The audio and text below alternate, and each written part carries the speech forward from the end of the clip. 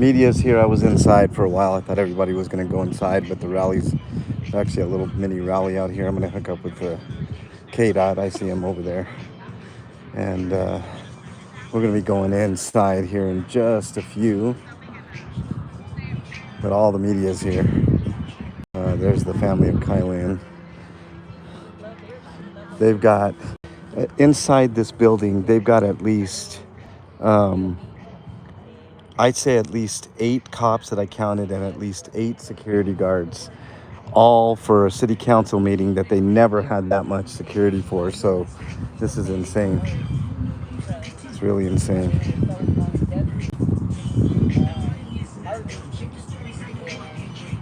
So there we go.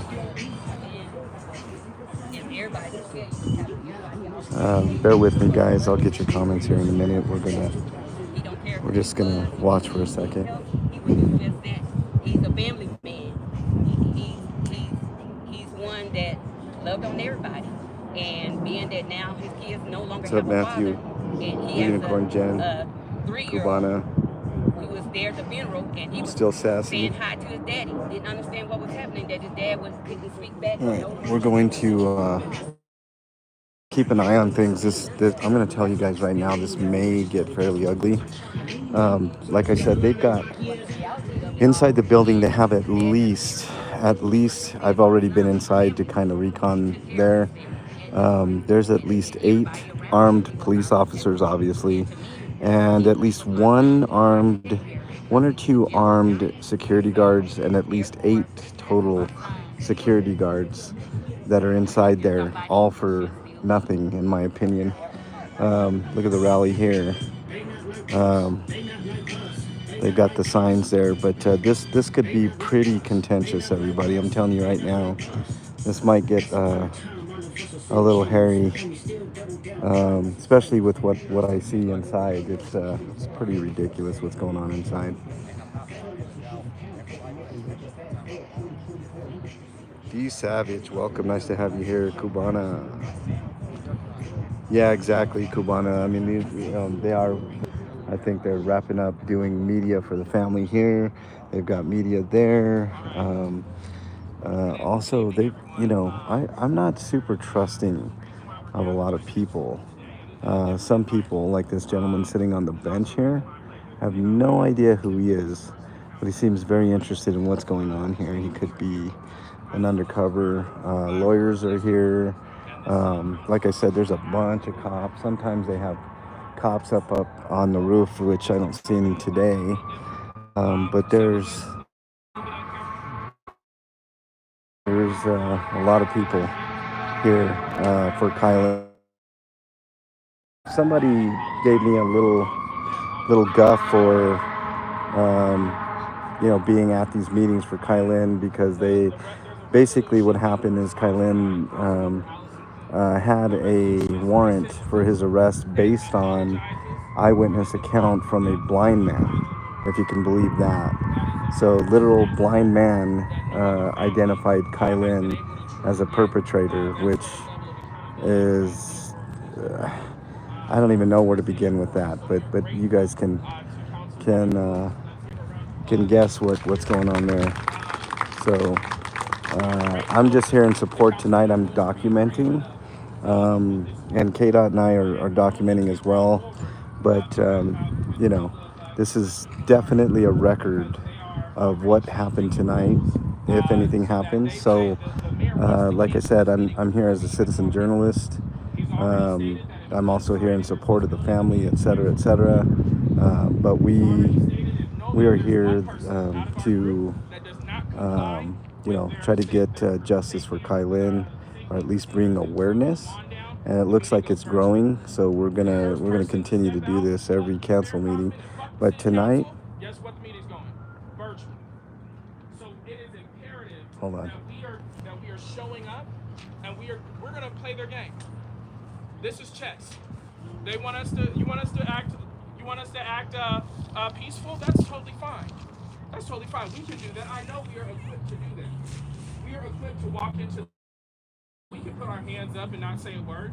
The symbolism speaks for itself. For those of you who are signed up for the non-agenda item public comment, our ask is for you to be very clear with your message. You are not speaking on the issue that we are here for the non-agenda item public comment. You are simply going to go up and you're going to say, I reserve the rest of I'm yielding my time to agenda item 11A11. That is simply the agenda item that's currently there. The non-agenda item has 1 hour of public comments. So once they get through that hour, they're going to then move into voting on the agenda item. Excuse me. It is our hope that they put the agenda forward with the resolution on it. If they fail to do that, follow our lead and you'll know what to do from there. The goal is for them to put it on the agenda, and let's say if it does get on the agenda, there will be unlimited public comment. So even if you fill out a form today to speak when you walk in, you should be getting the right to speak on the agenda item. The agenda item again is 11A11. That is the resolution apologizing. A11. So that is where all of our I will not be speaking tonight. Just to let you guys know, I will not be speaking tonight. I wanted to reserve my spot for the family members. KDOT will not be speaking tonight either. We're here documenting this whole thing, making sure no BS goes on. There are kids here, there are adults, there are young people, there are older people. So this is something that really needs to be brought to the forefront of everything. So, like I said, there's the family right there. They're getting interviewed by media. The rally's behind us, and that's where they're getting instructions on the resolution that's going on. So all these people will be going inside. A lot of these people have signed up for public comment. They're being told to yield their time for the resolution. What's up, man? How you doing? So that's how it's going on over here. We're KDOT and I are, like I said, here to document all of this, just to make sure nobody's hurt, nobody's arrested. But if they are, there's contingency plans in place. If I happen to get taken in, I don't want anybody to worry. I think I'll be okay. But that's kind of what's going on there. Snark, welcome. Keith, welcome. It's okay. Susan, nice to have you here as well. Let's go. Yes, let's go. The arrests are possible tonight. We're not hoping for that. King Bluto, welcome. Yeah, what don't they understand? That's right. Yes, still sassy. I know this place like the back of my hand. KDOT and I are here all the time. We are fully aware of what's going on tonight. We know what the potential is. Look at all these people here. Probably 30 people here in support, plus the family, plus KDOT and I. So there's probably 50 people here altogether, I'm guessing. Inside, there's at least, to tell you, there's at least eight police officers inside. I'm guessing there's more. There's at least eight security guards, so that's 16 people to try to, I guess, keep order. I don't know what the fuck they're doing, because like any council meeting that I've been on before this, they really didn't have that many people, including the last council meeting, which was kind of contentious. So it's kind of a weird conundrum. But this is what's going on here. So again, we're here to. There's the family lawyer right there, who's a whole separate issue. But we are here to just document, make sure everything goes as smooth as it can, make sure everybody's safe, make sure that everybody here is not hurt, even if they get arrested, etc., etc. Okay, so that's kind of the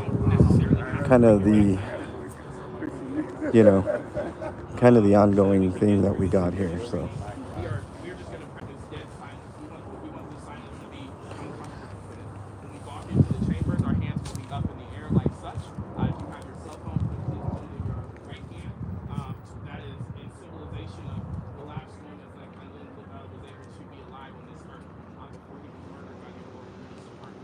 So that's how we would walk in. At this time, I'm going to turn it over to both his mother and his brother and any other family members that would like to say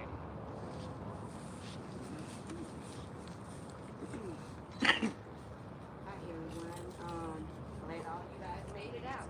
I love to see the support network that you all are. Thank you, Jesse. Appreciate that. Unindoctrinated, welcome. I'm just catching Ginger, welcome. Nice to have you here. Alan B, welcome. You guys are all witnesses tonight. Nick T, welcome. I know everything's gonna go.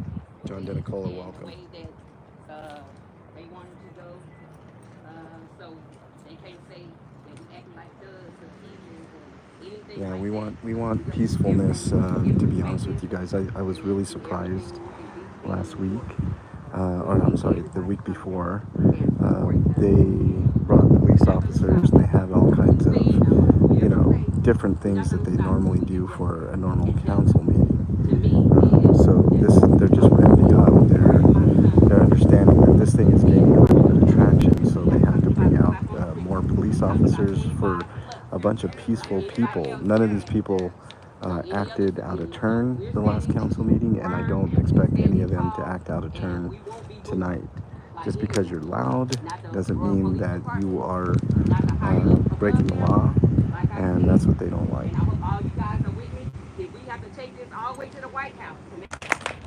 Sorry guys, just took a second there. We're back. Spring or any freezing during the stream. Sometimes it does happen, and just give me a minute to get you all back, and we'll be back. But inside the signal is kind of choppy, and in different places it's weird, so just hang in the chat. Trust me, I will try to get to a place where it's better.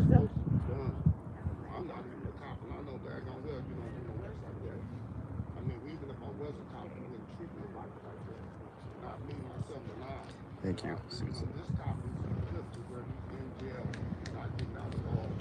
Yes, Jesse, thank you for your support. Thanks everybody for being here today. I think this is going to be a fairly contentious. Bernie, do you have your extra battery? You know what, guys? I'm going to step back, and when everybody starts coming in, that's when I'm going to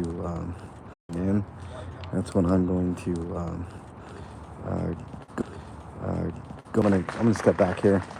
I'm going to step back here. And into the shade, make sure that still is right where I was. The signal's not great, so we're gonna try to come back here. Do you still hear the wind? The buffering should be better now. The wind, I can't help any that until we get inside, so I didn't bring my little mic. My mic is in the Shark, which is getting repaired right now. Also, I just want to let you guys know, if we all happen to get arrested tonight, please don't worry about me. I will be okay. We'll be okay. And I've never been arrested, so they should pretty much immediately give me a PR type bond to get out. So I don't think I'm gonna need any money. But if I do, I've got that taken care of. Shouldn't be that much money. So we're good. Also, please don't be upset. I mean, this is part of doing what I do, and if stuff happens, it happens. It's not none of you guys' fault. Don't don't despair. Everything's gonna be a-okay. Trust me. We've got this handled. It doesn't mean if you guys don't want to drop a dime or two into any of my things that I wouldn't greatly appreciate it, but just letting you guys know that I won't be asking you guys for bond money or anything like that after the fact. Thank you to all the members that are in chat. Really appreciate you all being here, and we will be having a members live stream sometime this month. And if you're a non-member, please don't despair. I will release that member stream a little bit later, so that way nobody feels left out and nothing is left behind a paywall. I hate when streamers leave things behind paywalls, it really angers me, and I think you do a disservice to all the people that can't afford to be a member on your channel. So just a little housekeeping there. We'll let you know that a lot of press is here. I've seen at least two or three, I think three total media outlets are here. I don't know exactly which ones. If I was to guess, it would be all the local news stations like 7, 9, and 4. ABC, Fox, and I don't know, NBC or something. But that's just speculation and guessing on my part. If I find out that information, I will definitely let you know.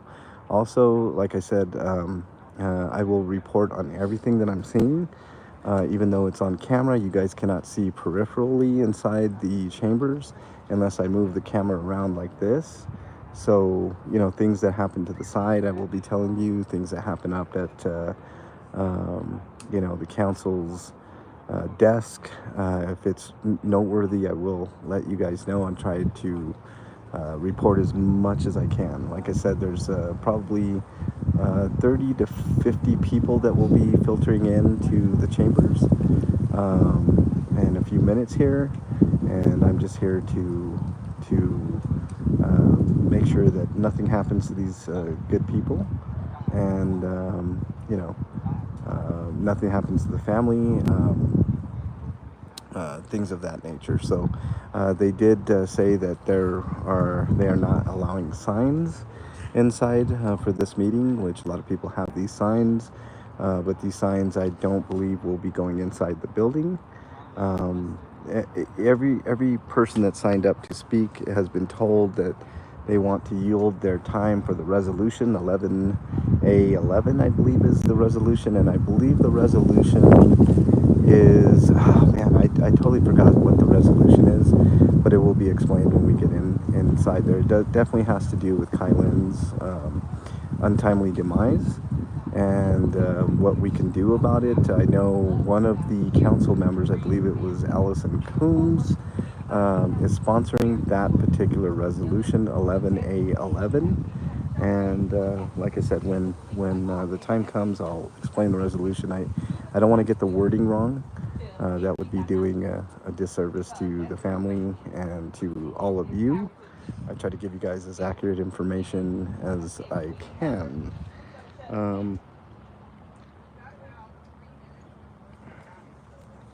Let's see. See if I missed anything. Vaughn Michelle, welcome. Nice to have you here. Yes, I will be safe as I can, Vaughn Michelle. It's not my first rodeo at city council meetings, and it's not my first rodeo at contentious city council meetings here in Aurora and elsewhere.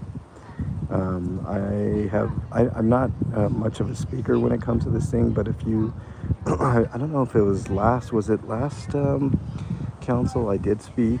I am not speaking tonight, neither is KDOT. We're here mostly as documentarians and protesters and activists, but we are here to seek and find justice for Kylan.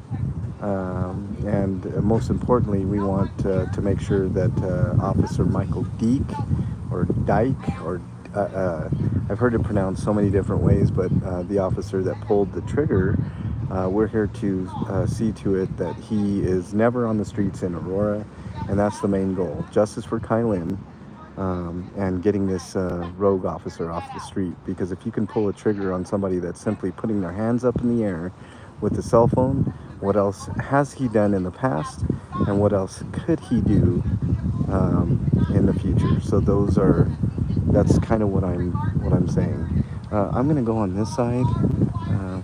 Okay, all the signs are going, and we're going inside. Speaking now is Candace Bailey, a big time activist in the state of Colorado. Candace knows exactly what to do in these type of situations, and really, I mean, I don't wish for the arrest of anyone, but I'm sure that if that were to happen, this would be Please take it to your vehicle at this time. It will be searched, and we do not want you to have to go through back and forth with them. So we'll line up on this line and we'll face that way and we'll follow the family in just about 2 minutes. Yeah, we're gonna all follow in. I'm gonna go in with KDOT. KDOT and I know exactly what's going on here, and you can get a different perspective here. I'm gonna wait till they pass, and then I will walk in with everybody here. They will be checking everybody's bags, which is fairly unusual. They never really had to do that, and they don't do that unless they, unless I mean these are peaceful people here, no weapons, and they have at least eight from armed police officers with some of them with billy clubs about half the length of their body, which is highly unusual, and also at least eight security guards, some of them with gloves on already.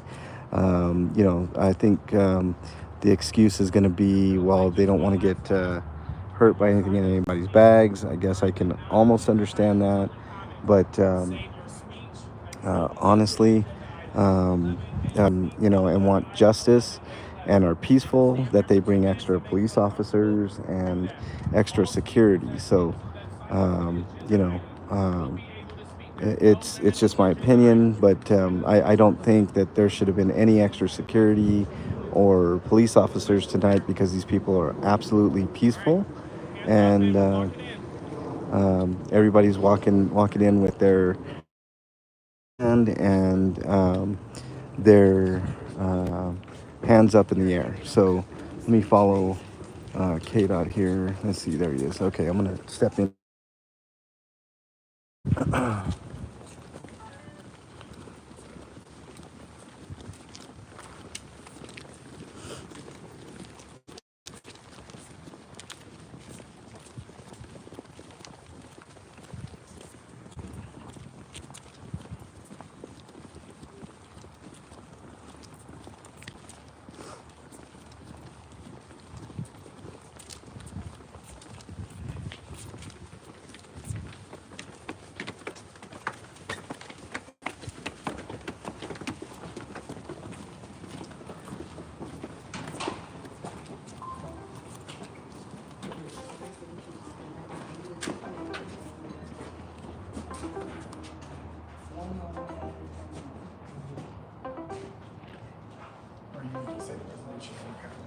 Excuse me, we're going this way today. Sorry, guys. We'll be right up there, guys.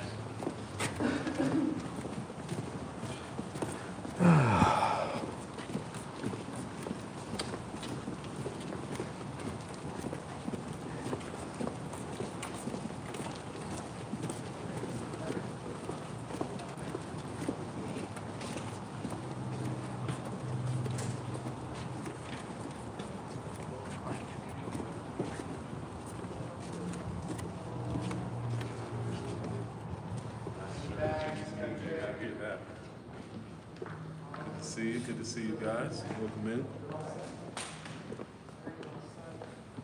And then we had two lines if you guys want to come on this side as well. Only bags we're checking, no backpacks.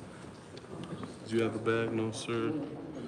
And you just move it around. We won't check in there or anything. Good. You're good to go. Welcome in, guys. Good to see you. You're good.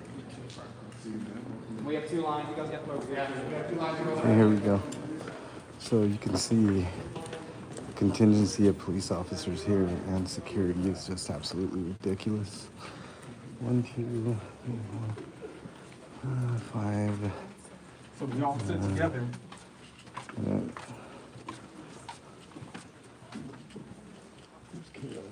I'm gonna wait for KDOT over here.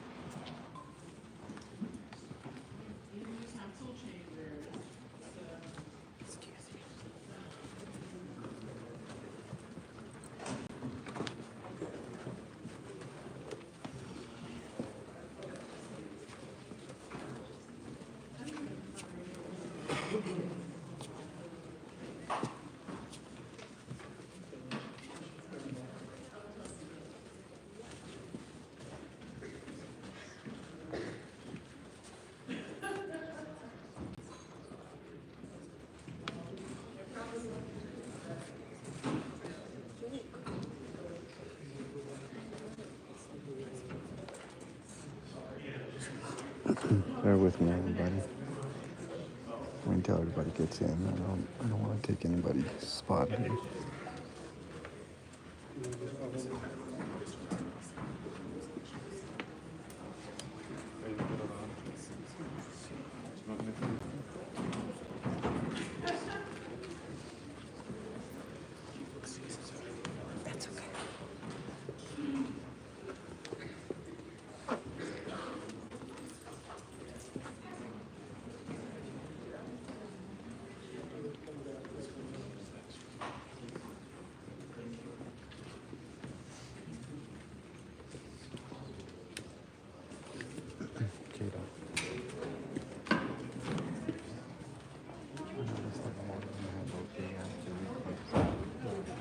You didn't? Yeah. They never would. See it? See that sergeant right there? They're waiting to whip people's asses.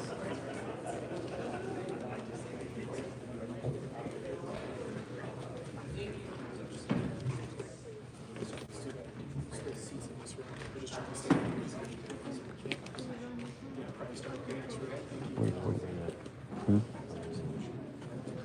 Oh, hold on. Hold on, everybody. I'm going to mute it for just a second. Okay. Yeah. Oh, how many people? 14 right now. There may be more later. I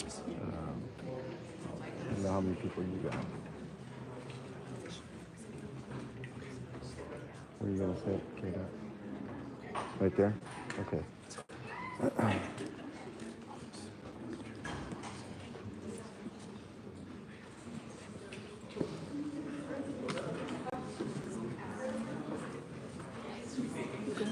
Okay. K-Dot, come here. K-Dot. Hey. You go first. Go first, Anthony.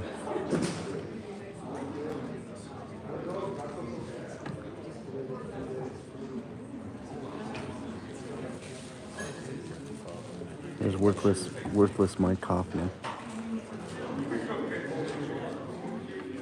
K-Dot, let her get behind you, bro. There we go. All right. So. More? Yeah, more. Okay. So I'm right by K-Dot. If you're keeping tabs on K-Dot's stream, I'm to K-Dot's left. And he's to my right.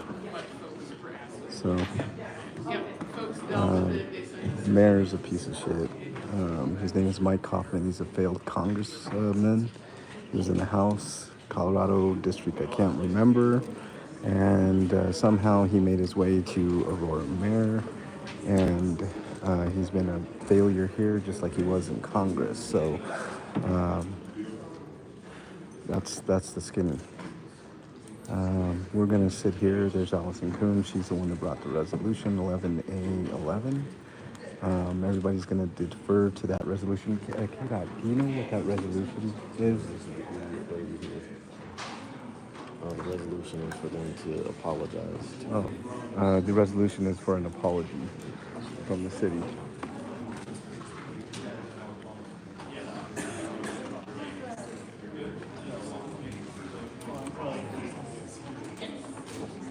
I think there's worthless car lady right there. Is that worthless car lady right there? The lady in the prison purple, that's worthless car lady, right? Yeah.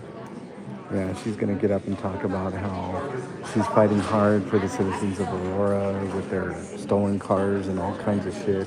Much more important than people dying in her worldview, which is absolutely ridiculous. So, we're just here to make sure the peace is kept.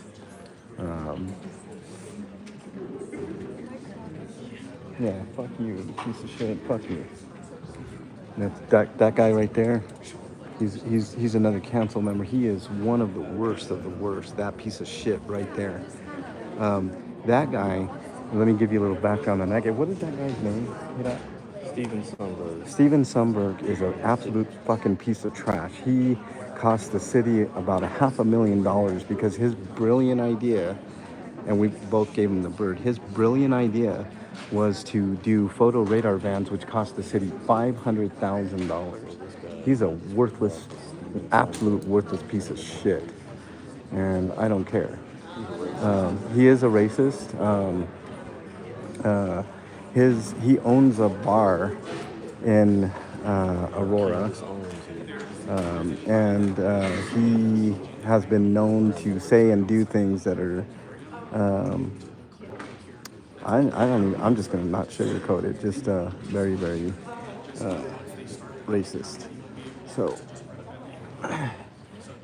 let's sit in and listen. Crow depicts a welcome. Nice to have you here. Abolish attack dogs. I agree. Yeah, Sundberg is an absolute piece of shit.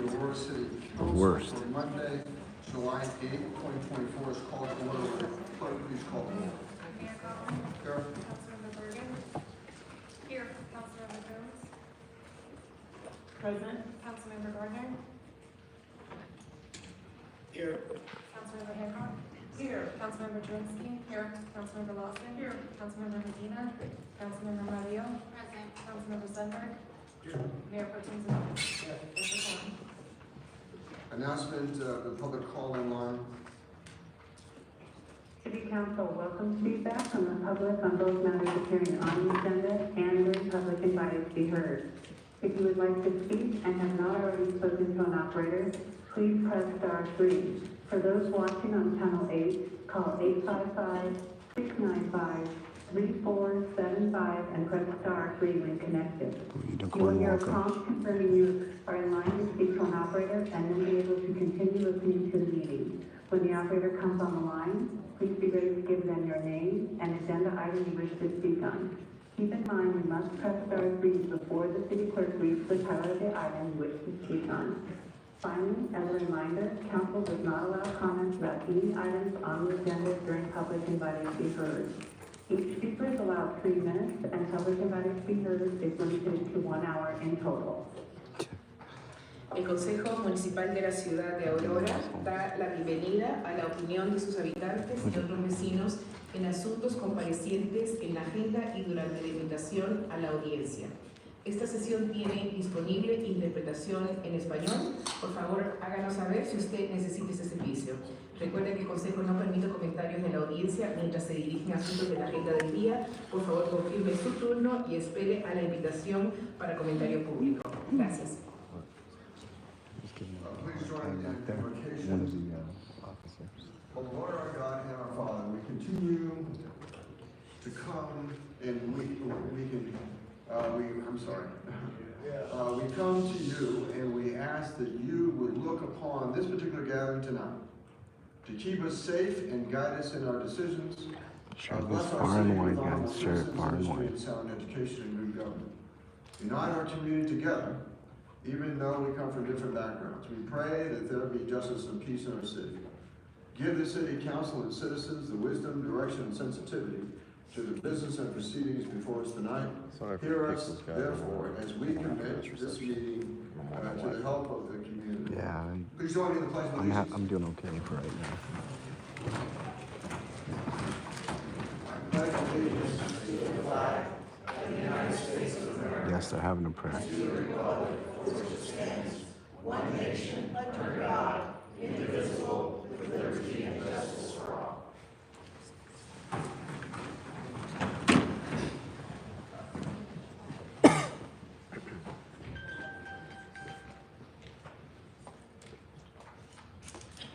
I agree with that.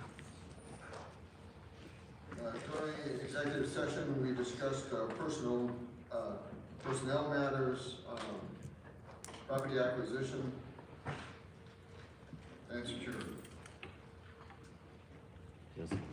Yes, that's correct. Yeah. Approval of the minutes, a motion is in order for approval of the minutes for June 10, 2024. Mayor, I move to approve minutes. It's moved by Councilmember Sundberg, seconded by Councilmember Hancock to approve the minutes for June 10, 2024. Discussion? Assuming no discussion, call for the question on the approval of minutes for June 10, 2024. Mayor Kaufman. Mayor Cortez?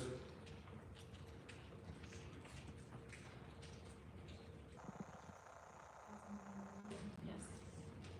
motion passes to adopt the June 10th city council. 100% strange, Motion 100%. is Thank you for for being in here, adoption by of the way. minutes Thanks from everybody for June being 24th, in here. 2024. Joko, welcome. Nice to have you. Councilmember Bergen. Motion to approve the minutes from June 24th. Moved by Councilmember Bergen, second by Look. Second by Councilmember Coons to approve the minutes from June 24th, 2024. Discussion? Seeing no discussion, call the question on the adoption of the minutes for June 24th, 2024. Mayor Kaufman, Member Chess? Councilmember Romeo. Yes. The motion passes to adopt the June 24th city What's council. up, Bradley? meeting Nice to have minutes. you.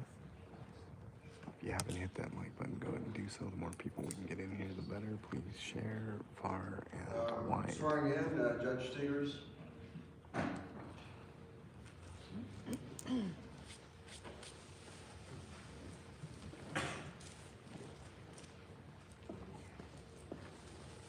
For City Attorney, for acting City Attorney or interim City Attorney Jack Bajor.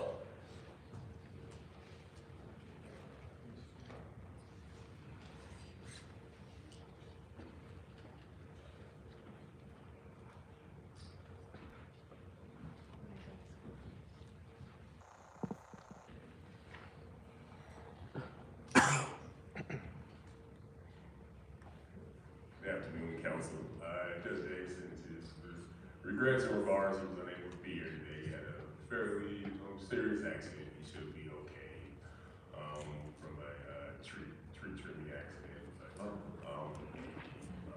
Fell off a ladder while trimming false trees. But he should be okay. But please keep him in your God's prayers.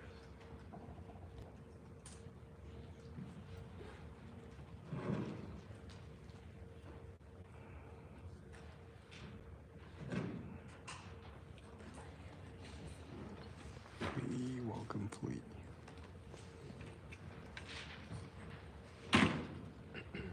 It was unfortunate circumstance. It is my pleasure to when Judge Day asked me, I didn't hesitate to be able to swear in Jack Stewart. He was been here since I started my career. He was a mentor to me when I was a city attorney, a prosecutor. I was a guy who took advice, and luckily he was over there when I went to the civil side. Still a guy who took for advice. He was my manager for a short time. I'm going to become a judge. It's an honor. It's an honor. You deserve it. Jesse, can you put And raise your right hand and repeat after me. that number on the I, Jack Bajor, have been duly appointed as interim city attorney for the city of Aurora, Colorado. Do solemnly swear or affirm that I will faithfully and impartially administer the affairs of such office in accordance with the Constitution and laws of the United States of America and the state of Colorado and the charter and ordinances of the city of Aurora to the best of my judgment and ability. So help me God.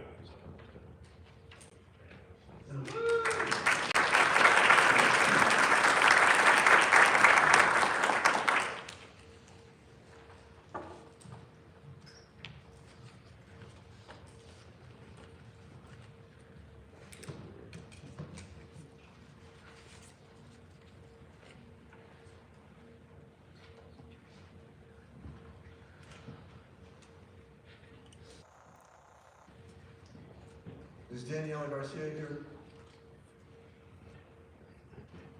Worthless mayor.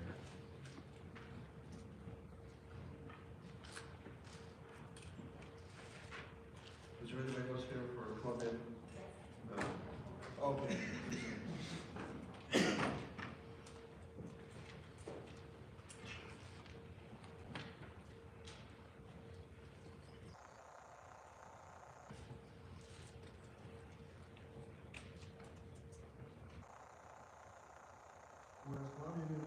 Is celebrated annually on July 20th to commemorate The day in 1810 when Colombia declared its independence from Spanish rule, and whereas the city of Aurora proudly recognizes the significant contributions of Colombian Americans to the cultural, social, and economic fabric of our community, and whereas the Colombian community in Aurora has enriched our city with its vibrant traditions, music, dance, cuisine, and values, fostering a greater understanding and appreciation of Colombian heritage among all residents. And whereas the Latino Arts and Cultural Institute and Fundación de Colombianos in Colorado has been instrumental in supporting and promoting Colombian culture through their leadership and dedication to organizing cultural events, educational programs, community outreach initiatives, and whereas these organizations have taken the lead in organizing the first annual Colombian Cultural Week, providing a platform for celebrating and sharing the rich heritage of Colombia with all residents of Aurora. Now therefore, I, Mike Hoffman, Mayor of the City of Aurora, Colorado, do hereby proclaim the week of July 15th to July 21st, 2024 as Colombian Cultural Week. A witness whereof I have hereunto set my hand and caused the official seal of the City of Aurora, Colorado to be affixed on this 8th day of July 2024. Mike Hoffman, Mayor of Aurora, Colorado.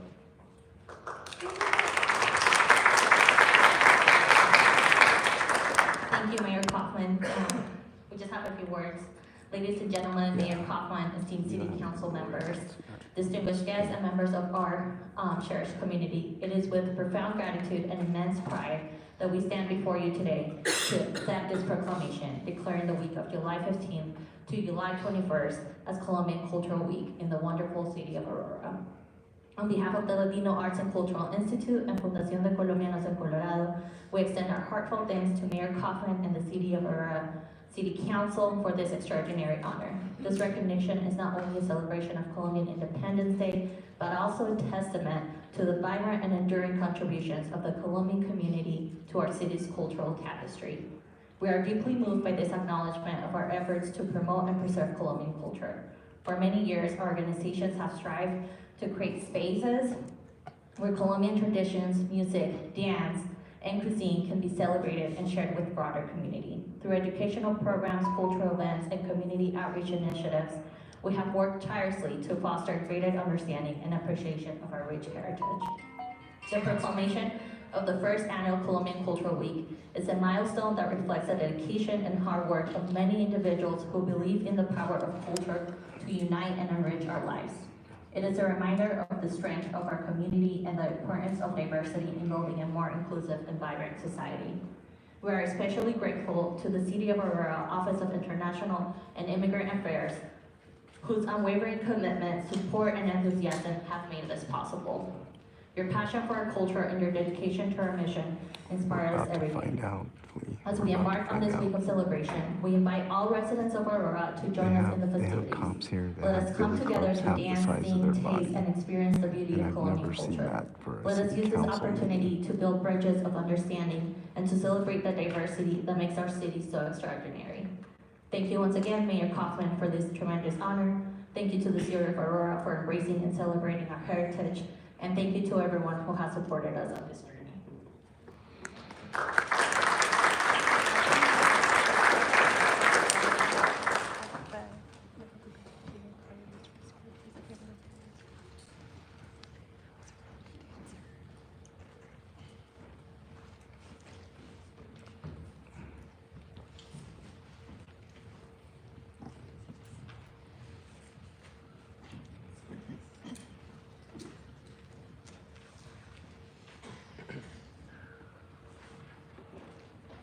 Land acknowledgement, the City of Aurora acknowledges that we gather on the territories and ancestral homelands of the Cheyenne, Ute, Arapaho, and Lakota peoples, past and present. We also recognize the 48 contemporary tribal nations that are historically tied to the lands that make up the state of Colorado. Indigenous peoples have remained committed to the stewardship of this land over many centuries.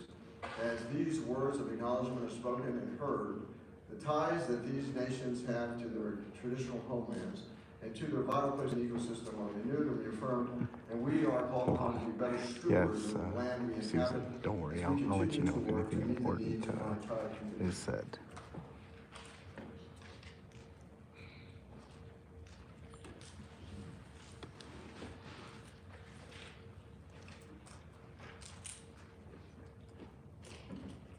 Decorum announcement. Council has created a public forum and wants to receive citizen input. This forum provides the most protection for free speech and is the most scrutinized speech by courts. You are asked to follow the same rules that council follows, including no attacks of a personal nature or causing a disturbance. We would ask you to refrain from using profanity, as children may be watching. All speakers are asked to address only the council during their remarks. Please respect those who are speaking, whether you are in agreement with the content or not. Outbursts from anyone are not permitted. Please refrain from clapping, snapping, cheering, or booing to allow everyone the opportunity to be heard. Breaches of decorum also include approaching the dais, speaking beyond the 3-minute limit, refusing to comply with security screening prior to or during the meeting, and conducting yourself in a manner that does not allow speakers and or council. They never have this speech for any other council meetings other than these meetings for Kylie. Any other disruptions may lead to a recess and potentially moving the council meeting to another location. The mayor, the mayor has been requested by council to admonish speakers for non-compliance. Council shall be given the opportunity to ask staff to provide speaker contact information when the speaker is at the podium. Council may clarify statements related to any speaker's comments at the conclusion of public invited to be heard, but shall not enter into a debate with speakers. Public invited to be heard is limited to 1 hour total, and each speaker is allotted 3 minutes to speak. Council may elect to extend public invited to be heard by majority vote of the council. If there is a disruption, as I've outlined, that does not allow the meeting to continue, the proceedings will briefly recess. Upon reconvening the meeting, if disruptions continue, the council will move the meeting in order to conduct city business, and the public will lose its ability to voice concerns. Public invited to be heard. Deontay Anderson. That last part. He said that if there's a disturbance, they can move the meeting, so they'll take away everybody's ability to speak.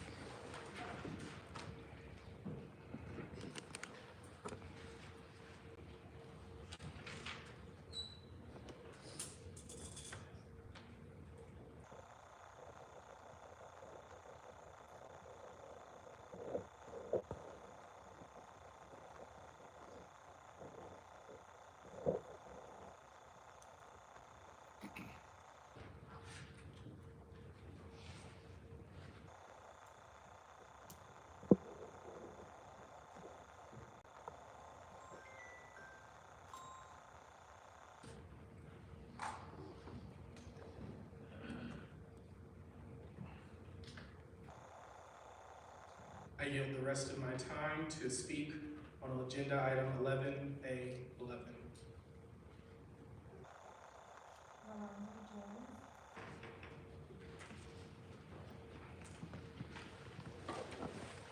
Wanda Jones is the mother of Kylie. This is technically my auntie. Kylie, this is my mother. I also yield my time on agenda 11A11.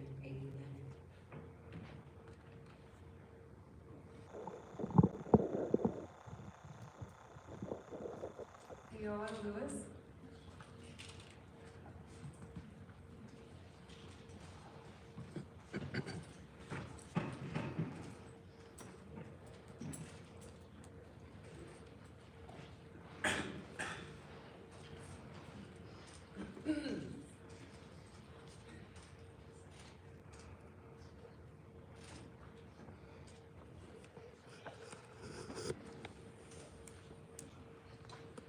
I yield my time to speak on agenda at 11A11 as well. Midian Holmes.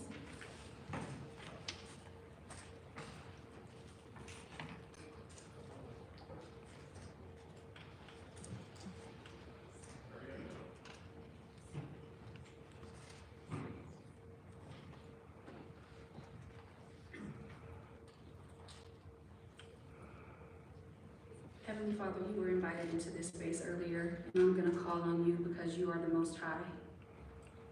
Lord, I ask you to fill this room tonight.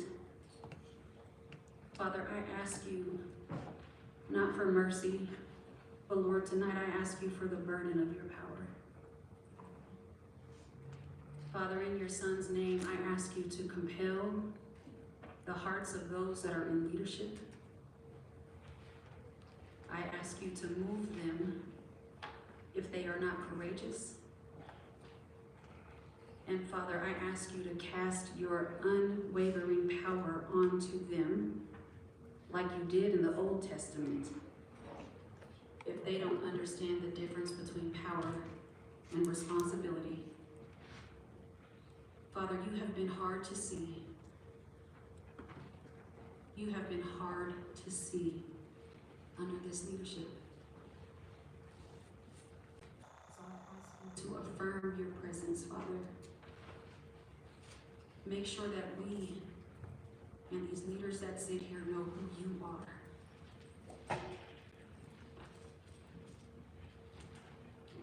I lay this at your feet, and I lift this up to you. And with that, I leave the rest of my time, my precious time, for agenda item 11A11. Gina Simeon. So everybody's yielding their time for agenda item 11A11, an apology to the family for the death, the murder of Kylie. I also yield my time to speak for 11A11. Brandon Gerke. Start handing out mushrooms here.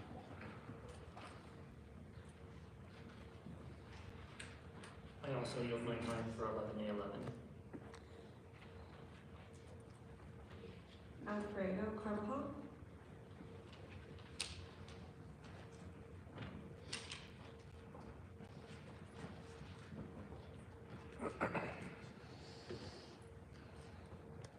Thank you, Diesel. I also yield my time for 11A11. Topaz McBride.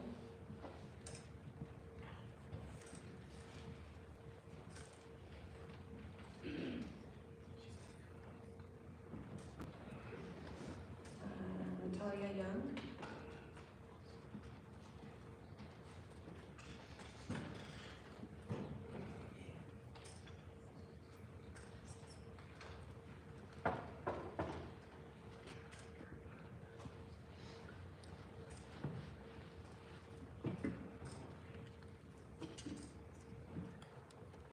I can't speak too loud here, otherwise they'll kick me out. Sorry. Can you hear me now? I'm right next to the microphone. Candace Bailey.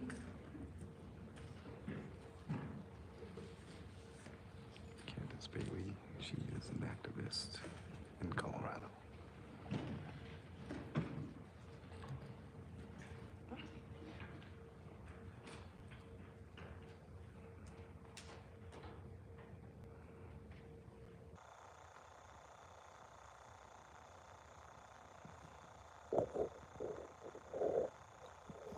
I'm trying to stay in this council meeting.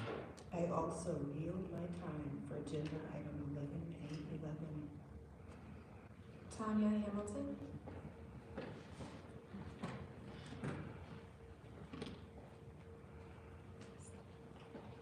That's right, let's go.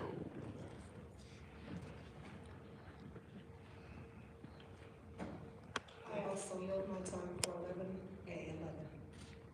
Mackenzie Klein.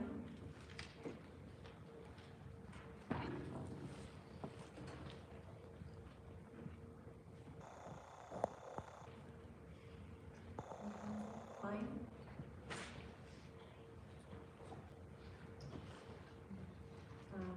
Maria McComb. Oh, no, that's me. Oh, I'm sorry.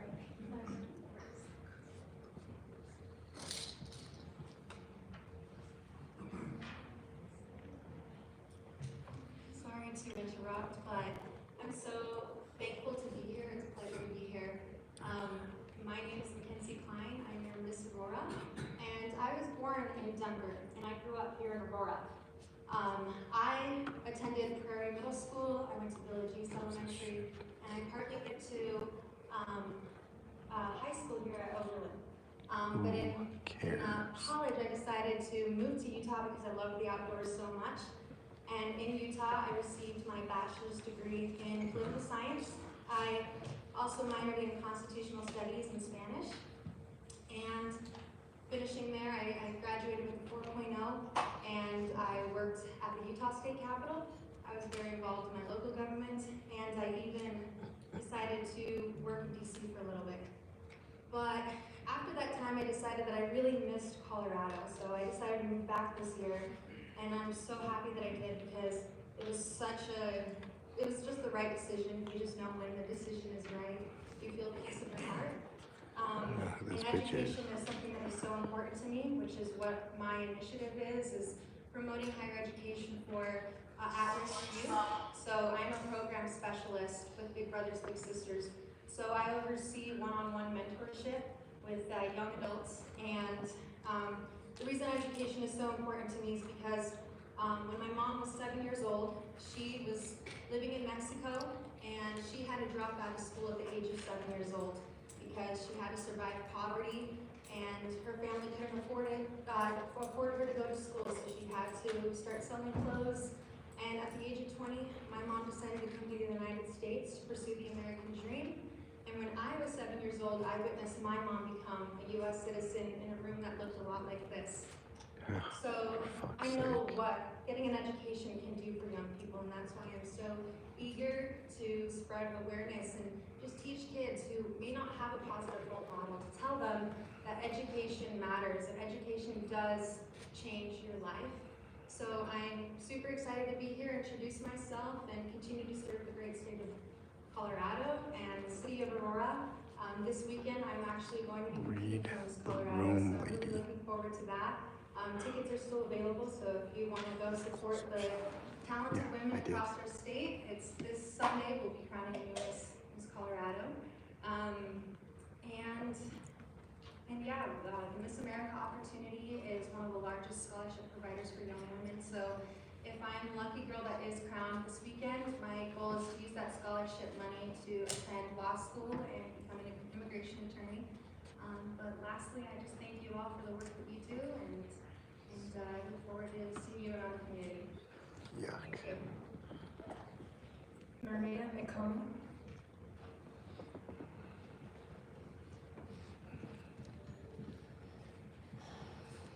Yuck. Yuck. That was gross. Hi, I would like to yield my time as well for agenda item 11A. Angelia Baker.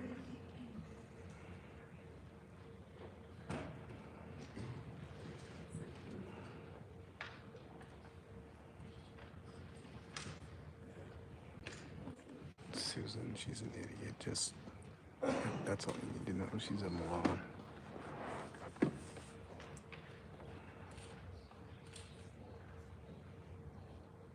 I'm a resident of Aurora, and I'd like to yield my time to 11 a.m. Robbie Dion.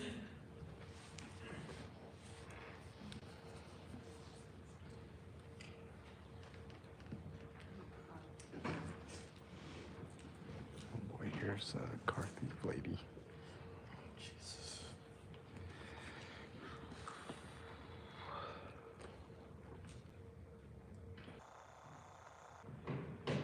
Mayor and Council, I think you recently received an email from me regarding an abandoned vehicle that was over by the University Hospital. That wasn't a joke. It was, but it wasn't a joke. Oh my God, That's this an lady actual is such car an that is over by the hospital. And I've talked to Scott about it at Parks Aurora, and they're looking into it. Yesterday, I went over by, I believe the name of the neighborhood is Hampton Hills. I'm sorry, I can't remember for sure, but it was on Genoa. Fleet Banker, you're amazing. This vehicle, no tires on it whatsoever. Up on flimsy jacks. The lug nuts for the car were on the ground. And when I called the police to have them come out and look at it, even though I had already run it and knew that it wasn't a stolen vehicle, it was definitely an abandoned vehicle that was in a dangerous, precarious fashion. I was told by the officer that came out that there was nothing illegal about the way that it was parked. The biggest carrot in Aurora. And that I would need to probably just call Park Aurora and have them take care of it. Scott and I have already talked about that one. He sent somebody out to look at it today. No worries, Blue. But why would I have an officer tell me that a vehicle that is in that kind of position in a neighborhood that's right adjacent to a park where kids play, with that kind of vehicles vehicle, than she the is front with tires, people. well, there weren't any tires, but the front rims were on the ground. The back ones were up, but the jacks that were underneath the car weren't even in the proper place.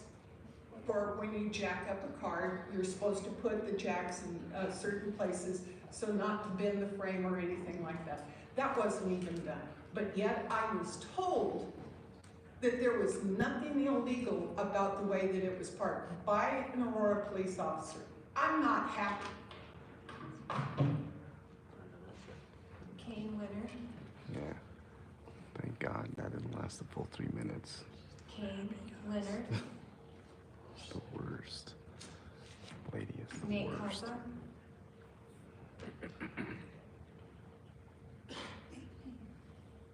Jen Beverly.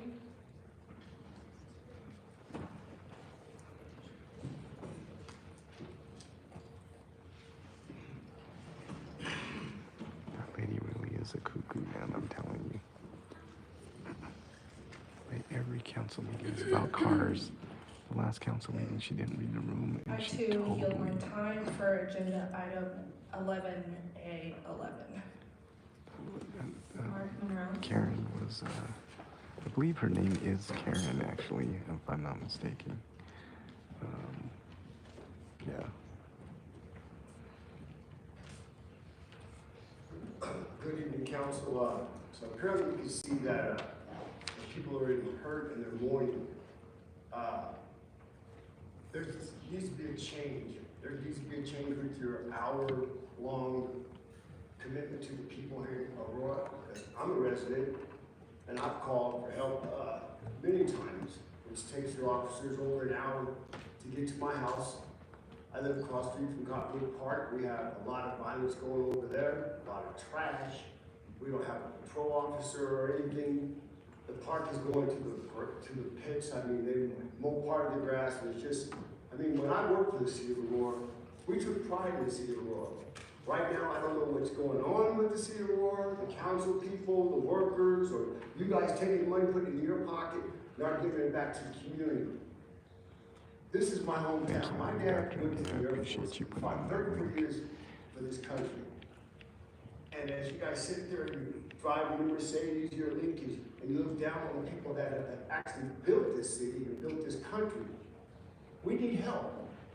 We're asking for help. 100%. And I think, Mayor, you need to look into it. When you have a house full of people here, and you say, oh, we're going to give them an hour to speak. When we voted for you, if we would have gave you an hour to sign up and been done, you probably wouldn't be the mayor.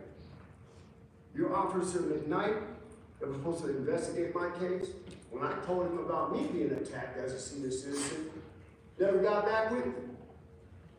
Never got back with me. You know what he told me? He says, oh, I no longer work in the department, so you gotta find someone else to investigate.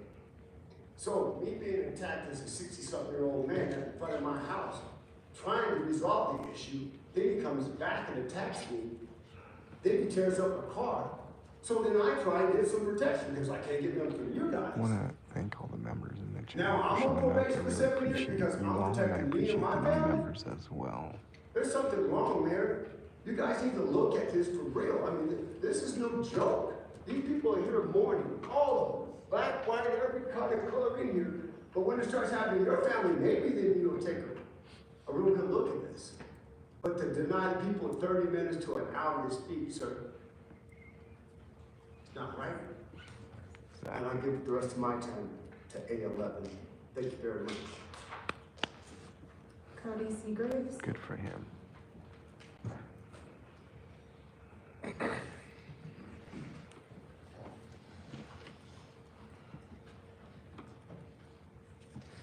let's hit the like button. Let's try to get to 50 likes. Robert Lewis. Everybody's yielding their time for Resolution 11A11, which is an apology to the family of Kylan Lewis from the city of Aurora, which is sponsored by Allison Coombs, who I will zoom on in just a minute. And we have 3 people on the call-in line.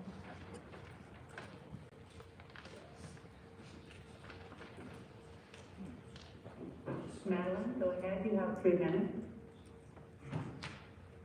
Hi, my name is Madeline Gregg. I am calling regarding the city's budget and how our money is being allocated. Looking into the 2023 budget, I saw that an additional $10 million have been given to policing, and that is already on top of over $100 million that the police force is getting. So I am asking that Aurora City Council take a serious look at this budget and allocate money to community services and things that help enliven the community and not subjugate marginalized and minoritized people, as is evidenced by the recent killing of Kylan Lewis. I saw my tax dollars at work when I watched the body camera footage, and I was struck with horror and outrage as I saw officers completely strip this man of his humanity, despite him urging them to see his innocence and personhood. In that moment, those officers did not see him as a human being, a brother, a son, and a loved one, but a person to wrongfully criminalize and exact power over, in this case, lethal force. When police shot Kylan, a man with full life ahead of him, they were doing what they saw as their job, staying with Elijah McClain, who was killed 6 years ago next month. Proof of this lies in the conviction or lack thereof of those officers that killed Elijah McClain. 2 of the 3 officers were acquitted of all charges. This is a systemic issue, and the council intends to discuss the resolution tonight only when action is taken to ensure this never happens again will Kylan's family and his loved ones receive justice. So I ask that justice looks like making sure this never happens again. Justice looks like making sure that Aurora communities are well funded and resourced so everyone has their needs met and not getting to an overloaded police department that has a systemic racism problem that it has had years to reform itself out of. So thank you.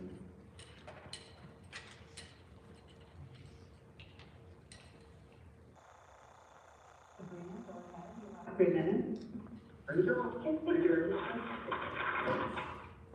Hi, I reserve one more time for 11A11.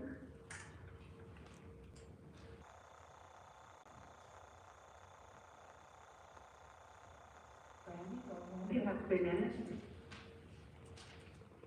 Yes, can you hear it? Can you hear it? Yeah.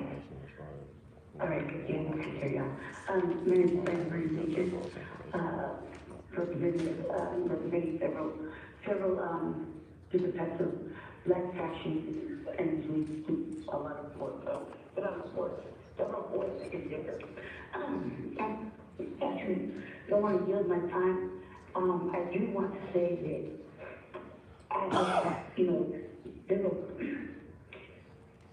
there's a war against black people, right now going on in our city, and it's been constant. The endless murdering of us is ridiculous, and it's been going on in the world for a long time. Everyone knows that. We're talking about this man, getting shot like SWAT, Aurora SWAT, for having a cell phone. That's the minimum of that. Just reading articles is ridiculous.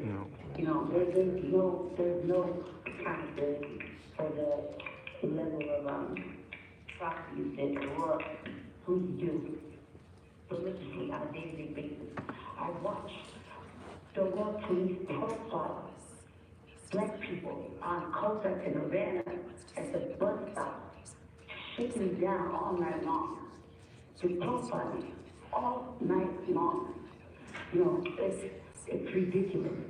There's so much going on. But then we're talking about, you know, our little black girl gets shot in the park. You know, we're talking about little black girls being killed or missing. You know, there's a lot of things going on.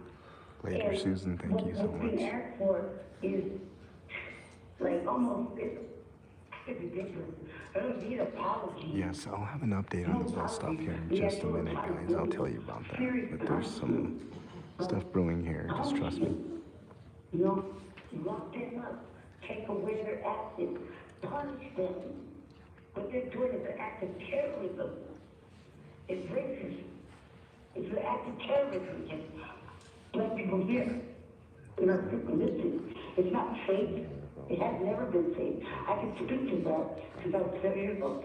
And this is in Aurora. I can speak to visually seeing what Aurora PD does and how City Council is complicit with it. It is precisely prayers that go out. And we need to do is seriously hold them accountable. Really hold them accountable. Because that's what you wanted to do with this man. That's not true. You know, he wasn't even allowed that process. 100% Fleet Factory. I'll give you an update on that in a minute. Thank you.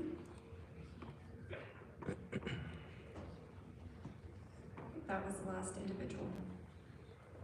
Charles, you've missed a lot of people yielding time to Agenda 11A11, which is a resolution for the City of Aurora to formally apologize to the family of Kylan Lewis.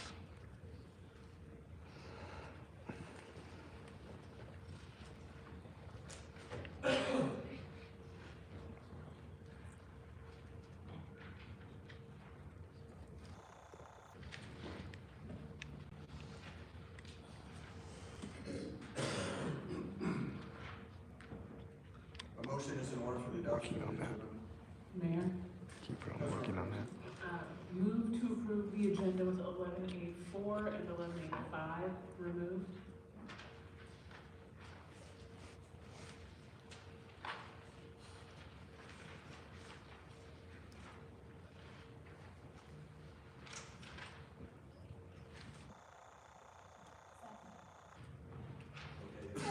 Been moved by Council Member Coombs, second by Council Member Murillo, to remove 11A4 and 11A5. Mayor? Councilmember Wait Hancock. for it, Fleet Factory, wait for it. Should wait till after we vote on this? I'm sorry. Do I need to wait till after we vote on this? Oh, I'm sorry. Yeah. Well, I'd like to move to remove 11A10 and 11A11.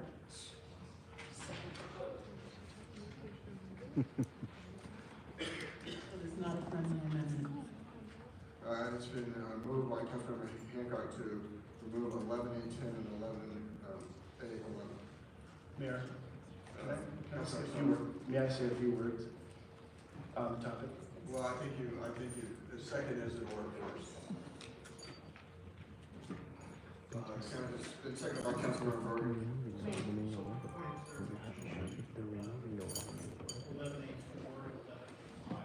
They just took it off. They just took it off. Yeah. Hold on. Because it's not a friendly amendment. Correct. I think they just moved to take 11A11 off. Councilmember Hancock, if she's moving to approve the agenda with 11A4, Oh my God, this is disastrous. 11A10, No bueno. 11A10 and 11A11 removed. and 4 and 5. And 4 is gone. Go ahead. Second by Councilmember Bergen.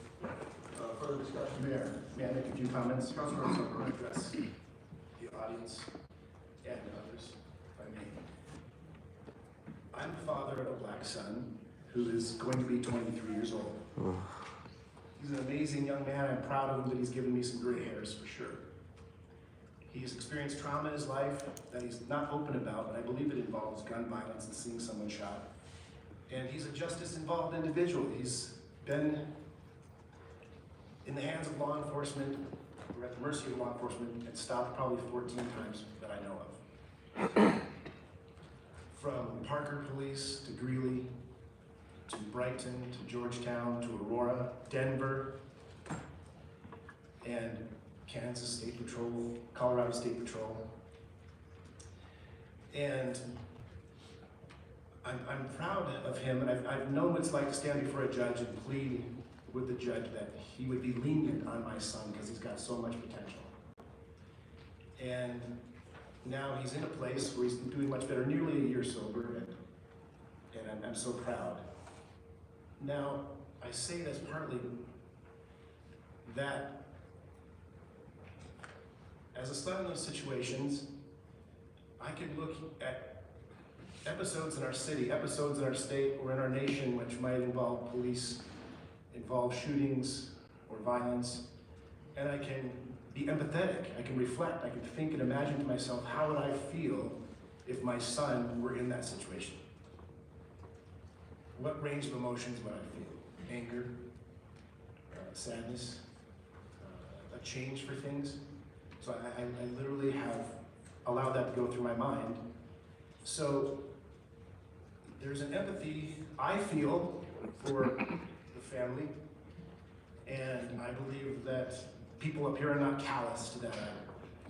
Now, when it comes to a resolution for an apology, there are organizations that might be under some type of investigation, and it's legally not advisable because of liability reasons. So I just want to provide some clarity as to why we can't put this through in a legal fashion. Here we go. Yet, express empathy. Order, those comments are to the item. So we can keep comments focused on this motion.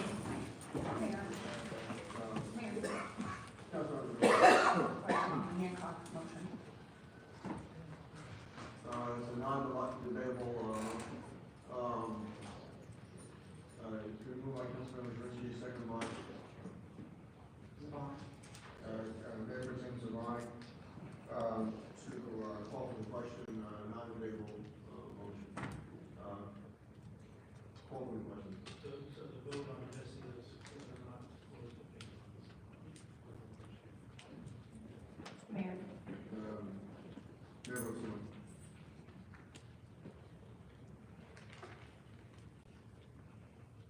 Councilmember Hancock. The motion passes to end debate and vote on the main motion. Call the question on adoption of the agenda. So this is adoption of the agenda with items 11A4, 11A5, 11A10, and 11A11 removed. Mayor Kaufman. Mayor Wilson. Councilmember Mario. The motion passes with 8 yes votes, 2 no votes from Councilmember Crooms and Councilmember Murillo to adopt the agenda with items 11A4, 11A5, 11A10, and 11A11 removed. Next question before us is the consent calendar for motion. Trying to give you the opportunity to do the right thing. Yep, hit the gavel. We tried to give you the opportunity to do the right thing, and so that we could be heard on 11A11. We peacefully approached your podium so that we could do 11A11. Because of that, this meeting now becomes ours. Say his name. Kyle Lewis. Say his name. Kyle Lewis. Kyle Lewis. Kyle Lewis. Here's the police, guys.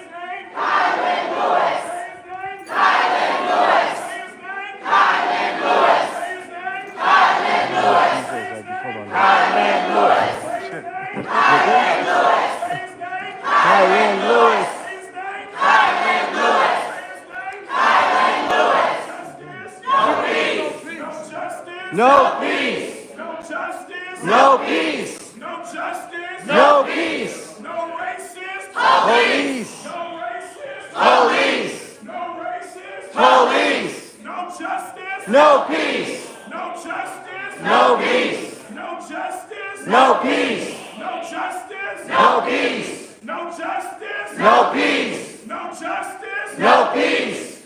At this time, we are going to begin the sit-in, so please start filling in up here. We will not move until the council returns.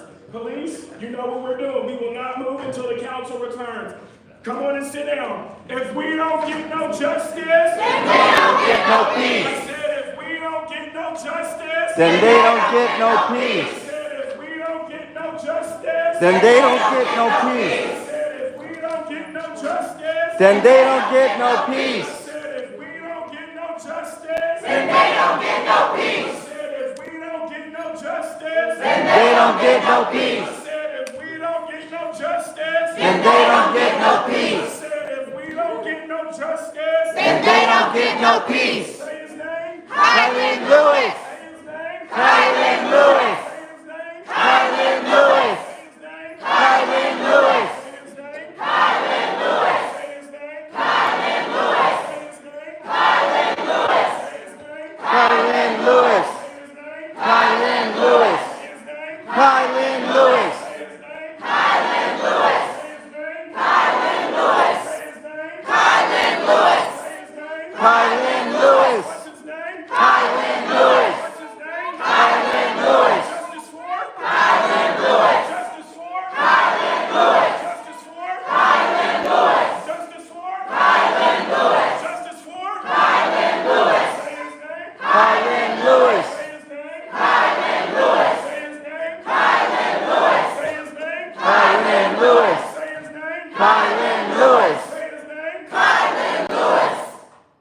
Aurora City Council, this is your opportunity. We just want 11A11 to be heard and to give public testimony. That's the only thing we would like No to doubt do keeper. is to Trust me, I hear know what I'm agenda doing. item There's cops back there. 11A11. There's The cops over choice here. is yours. There's You cops can in the continue front. your There's meeting cops all over. virtually, or you can come back and listen to 20 people give you comments on 11A11. Until then, we will not move. Justice for? Kylan Lewis. Justice for? Kylan Lewis. Say his name. Kylan Lewis. Say his name. Kylan Lewis. Say his name. Kylan Lewis. Say his name. Kylan Lewis. Say his name. Kylan Lewis. Say his name. Kylan Lewis. What's his name? Kylan Lewis. What's his name? Kylan Lewis. What's his name? Kylan Lewis.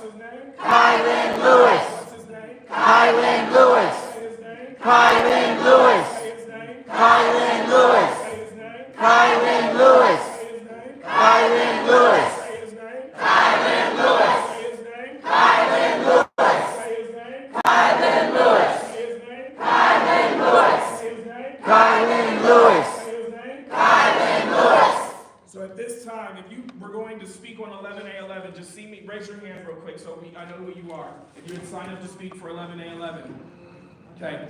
We're still going to give our speeches. Media, you are the ones who we are trusting to get our stories outside of these walls. They have cut the cameras. It is your job now to tell the story that the rest of the world cannot hear. They work for the You will hear from members of his family, members of the community, media. It is incumbent upon you to help get his story out there, to help get the stories of the people out there. So I'm going to ask that everybody else please take a seat on the floor. We're going to start with his mom. We're going to still deliver the public comments. We're addressing to the media cameras and folks that are still here. We're talking to you. You are our only source out of this chamber right now. This is your Martin Luther King. This is your civil rights moment. Document history. We'll now go, and they try to cut on the music like we can't speak over the music. We'll now hear from our first speaker, Miss LaRonda Jones, Thank you, Kylan's mother. rest of Please the give her a camera. round of Sitting on applause. the desk here. The mainstream media is not going to pick this up. So the only people are KDOT and I that are covering this in here, and everybody. Say his name. Kylan Lewis. Now, we're going to stand. Thank you, Flex. And we're not gonna be feared by anyone. Now, as everybody knows, I'm out the state of Georgia. That's the home state of civil rights. I have already let Georgia know, even our Thank you, senators Marquita, know, and everybody else coming in. I'm sorry I haven't had a chance to greet you, but we are listening to the family now of Kylan Lewis. They struck down Resolution 11A11, and this is the result. He will get justice. I know he might not get it at Colorado state level, but I've been told it can be taken to federal, to the White House. So I implore all of you to be in the march with me to the White House. Because if they don't do They're that playing here, music, trying to drown out the sounds in here, but luckily the mic is still on. people in Georgia, as well as other states, are standing with us. They have seen some of the footage here for Aurora, not only for my son that's been wrongly done, but I know they did flee. This is the only way that you're going to get it. This, or maybe a little bit on mainstream, but mostly mine and KDOT's channel. Share this far and wide, y'all. That I put this out here. That Officer Deke, we got your number. Thank you, Bluto. What you doing? Think you're gonna get a slap on the wrist? Think you're gonna get by with this? Gonna get away with all these things you're doing? It's not gonna happen. These people are the real heroes here. All these people. I understand how y'all might do it here in Aurora. Yeah, I know that pick. That's not how Flee. we do it. Come on. And we got people backing us up that's way higher than the state of Colorado. Way higher than Colorado Attorney General. Good citizen, welcome. So I'm here to say, Sam, welcome.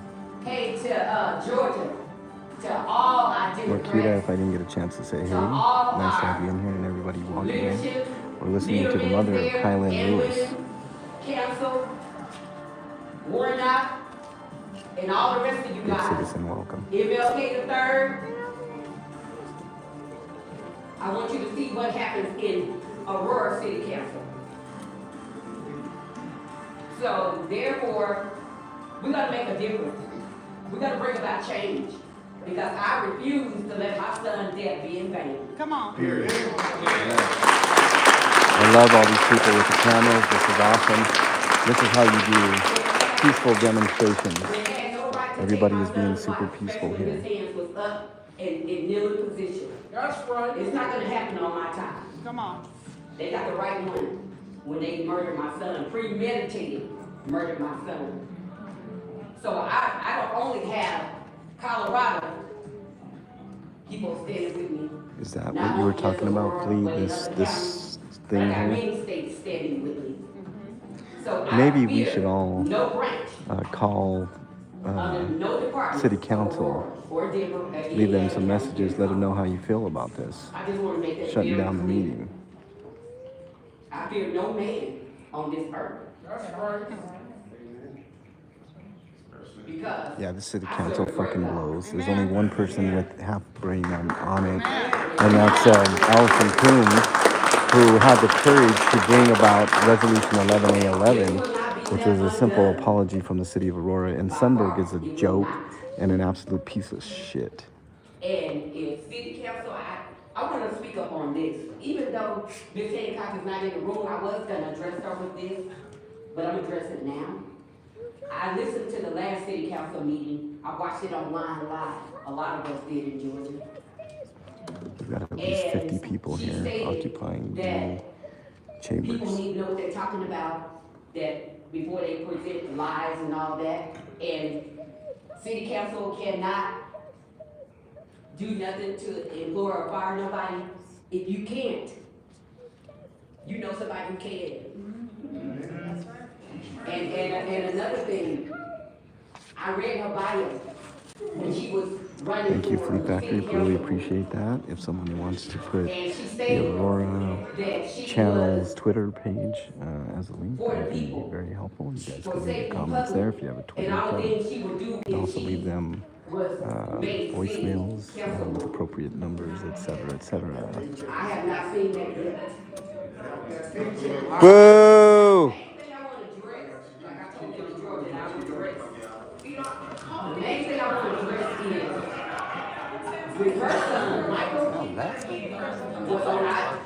on the other side of the fence. She was in dire urgency, wanting justice for her son. But see, he was on the other side. He was shooting. Or the driver. My son was the one shot and killed. But either way it goes, she was. We're not interrupting their meeting. We don't need to hear it. Feel free to keep the feet up. Disrespect. So therefore, she was in urgency. Okay, guys, just the tension in the room is getting palpable, y'all. I'm telling you, what I'm feeling now is that these officers can't wait. Some of them are, I can't find the guy now, but one guy has a billy club the size of his body. She wanted all of us to come together, just like we are now. She wanted that for her son. She wanted justice. But now, as I heard her speak last meeting, she don't think that we're nothing. She don't think this is nothing. And her mind is made up that she's not going to stand for her people or for justice. But how soon are we to forget? Mayor Coffin is despicable. The vast majority of that city council is despicable. The only person we're saving on that council is Allison Coombs, this lady right here. She is not back there commiserating with the rest of the city council. That woman right there definitely deserves our respect. She's the one that brought the resolution to the forefront. And those cowards, each and every one of those cowards in there, those assholes all need to be recalled. I agree with you. Be up here doing the same thing. I would hope that you do. So we're not going to stop. I just want to send that message out to Ms. Hancock because I found it so disturbing. Not only that she's a black woman, not only that, it's the speech she made to get elected in the seat that she's in the city council. She said all these good things that she thought people wanted to hear.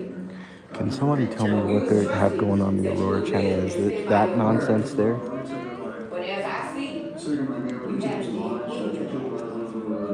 So, like I said, it's not about Republicans or Democrats.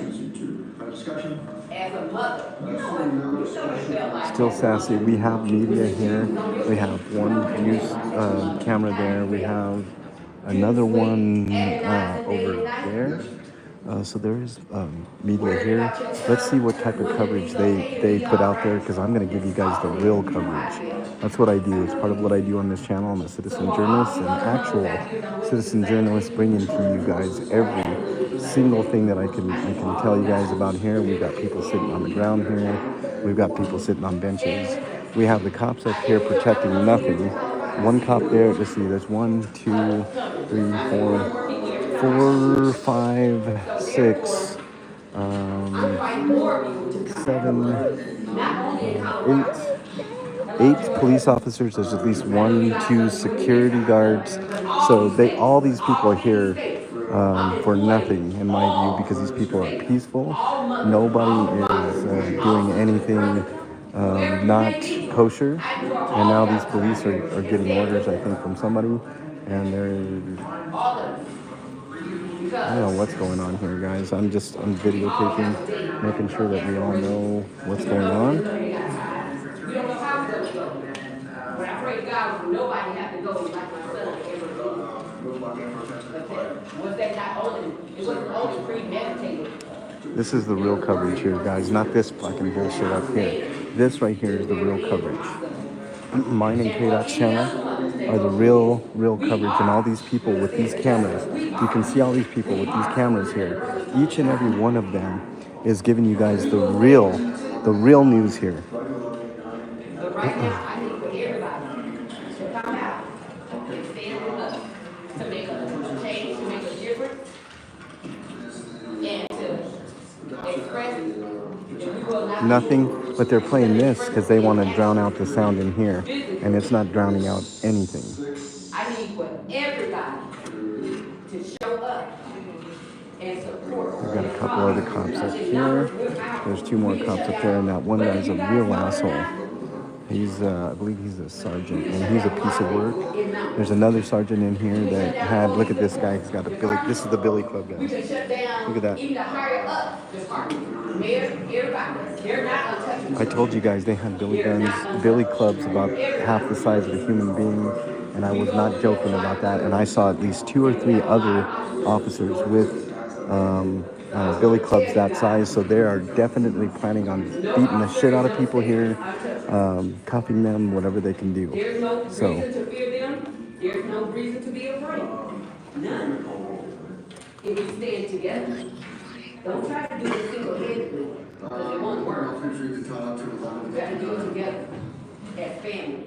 Because when we all stay together, that's what we become, is family. thank you, let's go. Yeah, of course, Ludo. Yes!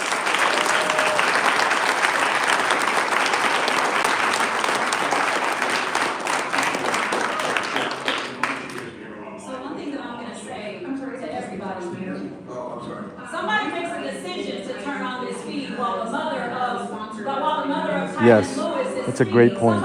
Somebody made the decision to put these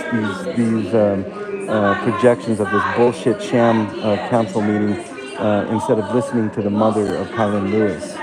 So that's what they decided to do. somebody decides for this feed to be on. And we know it doesn't have to be on.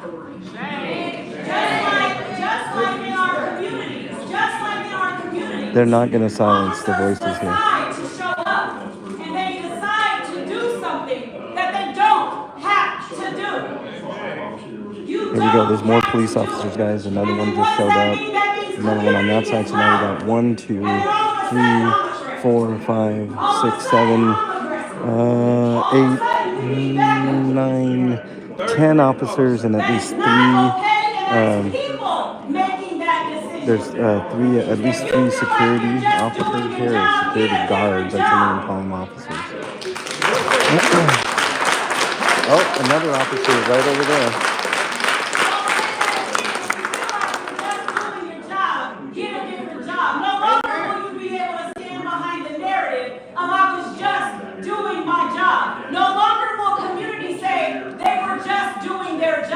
These are people that are making these decisions. No doubt, George Daly. There's going to be more on the outside. I counted at least 8 out there. So they're here for peaceful protesters. Just because you're loud. I don't know if you guys heard what Mike Hoffman, the mayor of the city, said. He is an enemy of the American people because he wants to suppress language, which is protected under the First Amendment of the Constitution of the United States here in the United States. So Mike Hoffman is an enemy of the people if he wants to suppress what you say when you're up on that dais talking with your 3 minutes. He wants you to shut up and not say certain words while you're up there, which is ridiculous. Body cams just went on, guys. I just got word that the body cams just went on all of the police officers. So they all have their body cams on. So this is where they're probably going to try to do something. They're just waiting for the word from a superior officer. They're just waiting for a superior officer to give the word, and I'm guaranteed they're going to start arresting people. These people have been nothing but peaceful here, just letting everybody know nobody has threatened anybody or anything. So they're just waiting to arrest people and most likely beat people. Well, I'm going to bring you guys the news as I see it here. Like I said, I'm here as a citizen journalist, a supporter of the family of Kylan Lewis, and I will give you guys the news as I see it. A son, a brother, a grandson, a cousin, a friend, a protector, a neighbor, a healer, a leader, a believer, a promise. Kylan Lewis was a man. Stand or remain standing if you believe that his life mattered and that he should be alive today. Yes.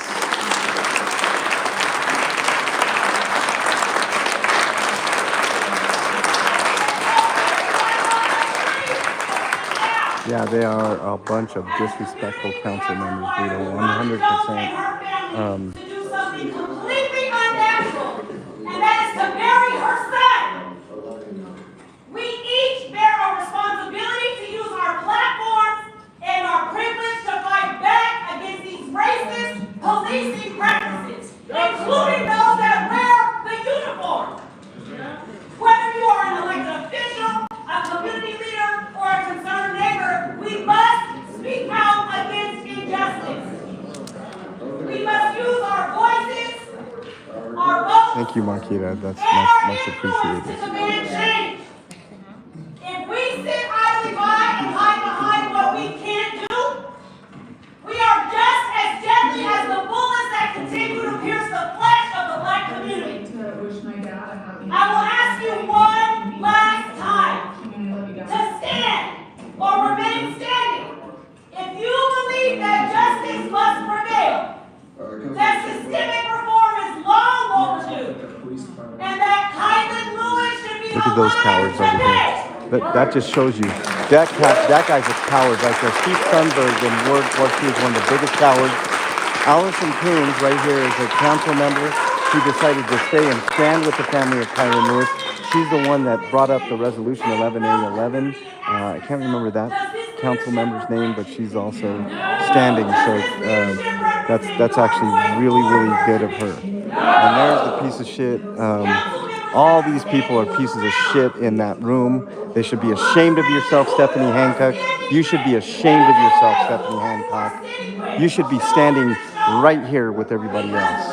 Shame on you, Stephanie Hancock, and Steve Sundberg, and all the rest of the idiot council. We will only tell the story as the council who lynched Black bodies in the streets of Aurora. We will see you at the next meeting. Yep.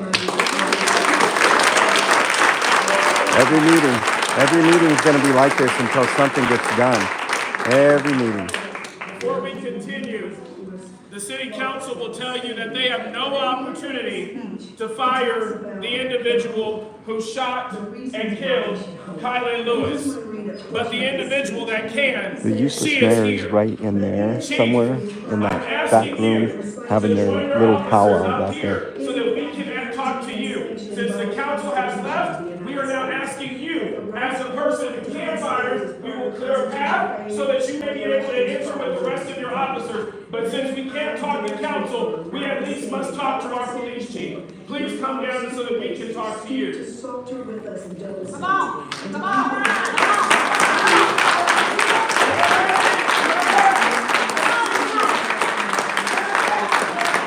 There we go. The officer's coming down, guys. There's the chief. There's the chief. There's the chief of interim chief of police, Chief Morris, who I had a very contentious talk with. I ain't got nothing. I had a very contentious meeting with her while she was with KDOT. So this might get really, really ugly. I hope she does the right thing and does not arrest any of these peaceful protesters, guys. This time, Chief, all we are asking for you and your officers to do is simply listen. This is an opportunity for the family and for advocates to come and to share their There's Chief Morris right there. And for you all just to simply listen. I'll zoom in on her. Appreciate that you did come down and fill the voice of the city council. So thank you for showing some leadership. Here's my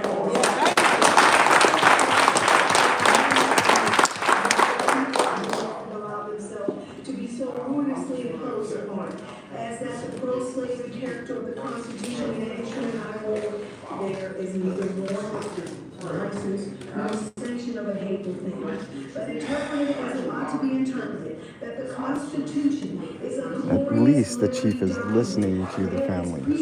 At least she's listening. But we'll wait until things really happen here. This is going to be... this is actually really extraordinary, y'all. This is really, really extraordinary. The chief of police has just came down to listen to the family of Kylan Lewis. Now, this is also the same chief that got in front of a camera and deflected from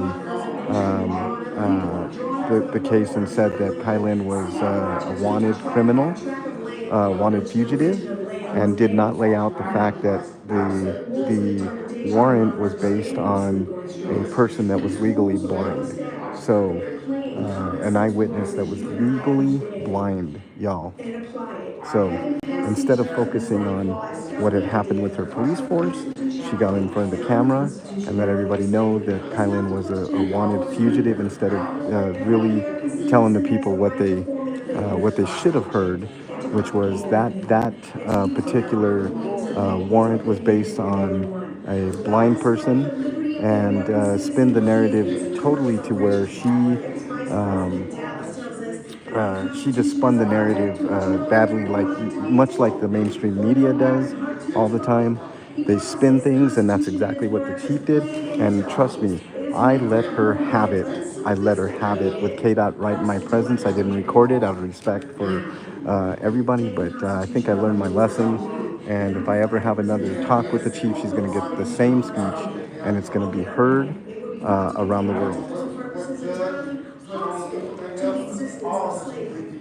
I have detained my audience entirely too long. At some future point, I will gladly avail myself the opportunity to give this subject full and fair discussion. But allow me to say in conclusion, notwithstanding the dark picture I have this day presented in the state of the nation, I do not despair of this country. There are forces in operation which much inevitably work for the downfall of slavery. The arm of the Lord is not short. The chief is hearing it right now. She's got her officers there. We've got security over here in the back. We've got police officers over in the corner. I'm sure there's more outside. I can go check for you guys in a minute, but I don't want to lose what's going on here. I don't want to lose sight of what's going on here. I want to make sure everybody's safe. Everybody's peacefully protesting. They're upset, rightfully so.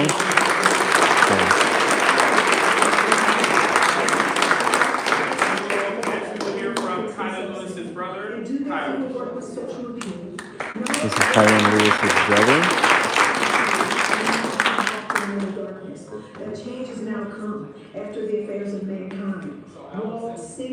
So they really should shut off this bullshit here, because that's a sham meeting right there. This is the real meeting over here. The darkest corners of the globe. It makes this pathway over and under the sea as well as on the earth. Wind, stream, lightning, and its charging agents. Oceans no longer divide, but link nations. I did tell her that, Flea Factory. The conversation I had with Chief Morris was very contentious. KDOT can tell you almost verbatim what I said to her, and I was not happy because she had just got done doing a sham, not even a press conference, but a video explaining that Kylan had an arrest warrant issued, which was true, but the way that she put it, she didn't tell people the facts, that the person that they based that warrant on was blind. They did not tell the people that Kylan was only armed with a cell phone, like you said. I let her know that. I let her know every single point that the family would have told her if they were there, because they couldn't be there. So she got an earful from me. Trust me on that. To the Constitution of why this country was founded. The greatest experiment to ever be known on this earth is the United States of America. We have our problems. Stephanie Hancock's a piece of shit too, by the way. That lady speaking right there is an absolute trash council member. She needs to be removed from her position as well. They all need to be. Yeah, they all need to be removed, except for Allison Coombs, who I don't see up there, and that lady right there who had the courage to actually stay here instead of go back to the sham council meeting over there. Total bullshit, right? Came on laughing. Because to me, this country is worth fighting for, and there are those who would seek to dismantle, disrupt, and destroy and tear this country apart. Those people. Yeah, people like you. People like you. That person right there. She's talking about disrupting and shit like that. People like her. Just like you. Yep.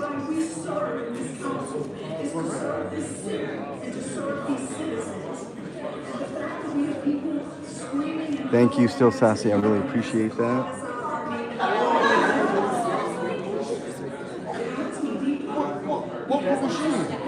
Chris on the drums, welcome. We're right in the middle of a sit-in in City Council. The Chief of Police is up front. She's got a bunch of police here. This is unheard of for any council meeting that I've been to. Even last week, they didn't have this many police. They have billy clubs half the size of a human being. So they definitely are planning on doing something tonight. What that is, I don't know. Hopefully everybody can go home peacefully and everything is okay. Everybody's been peaceful here, I will say. So, yeah, 100%, 100%.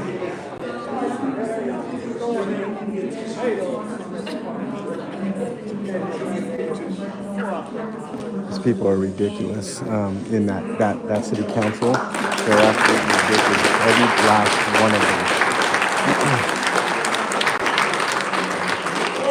Before we continue, because we do have people that are willing to listen to us, I know that there is council staff that is able to cut the audio in this room. Cut the audio! We do not need to hear the council. Thank you. About time somebody got.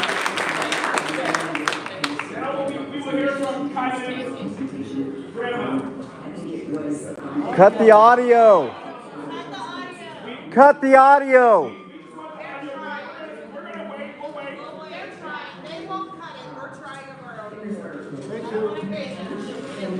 We can be here all night.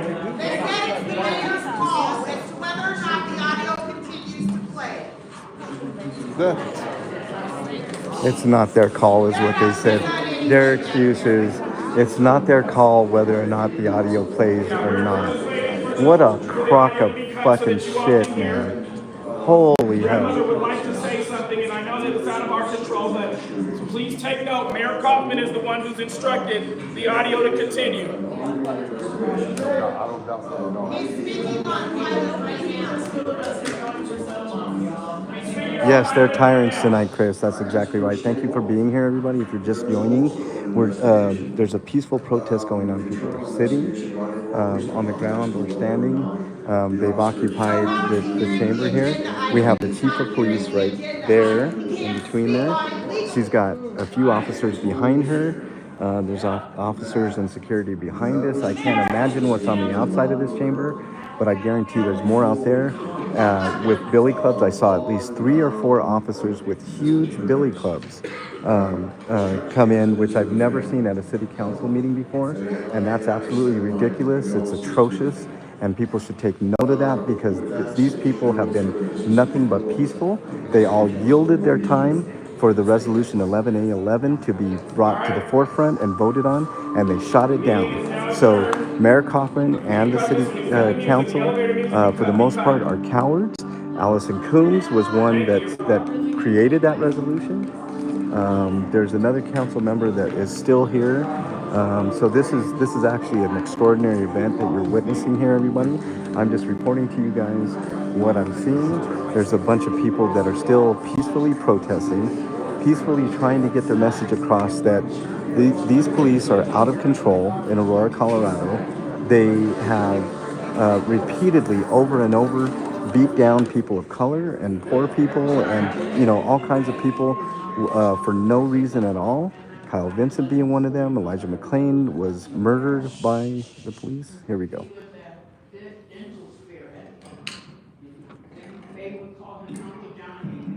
Finally, they cut the audio. And it was the Uncle Johnny show that he had. Okay, this is the grandmother of Kyle, and she's speaking to Now, I want to say something about Chief the of Police.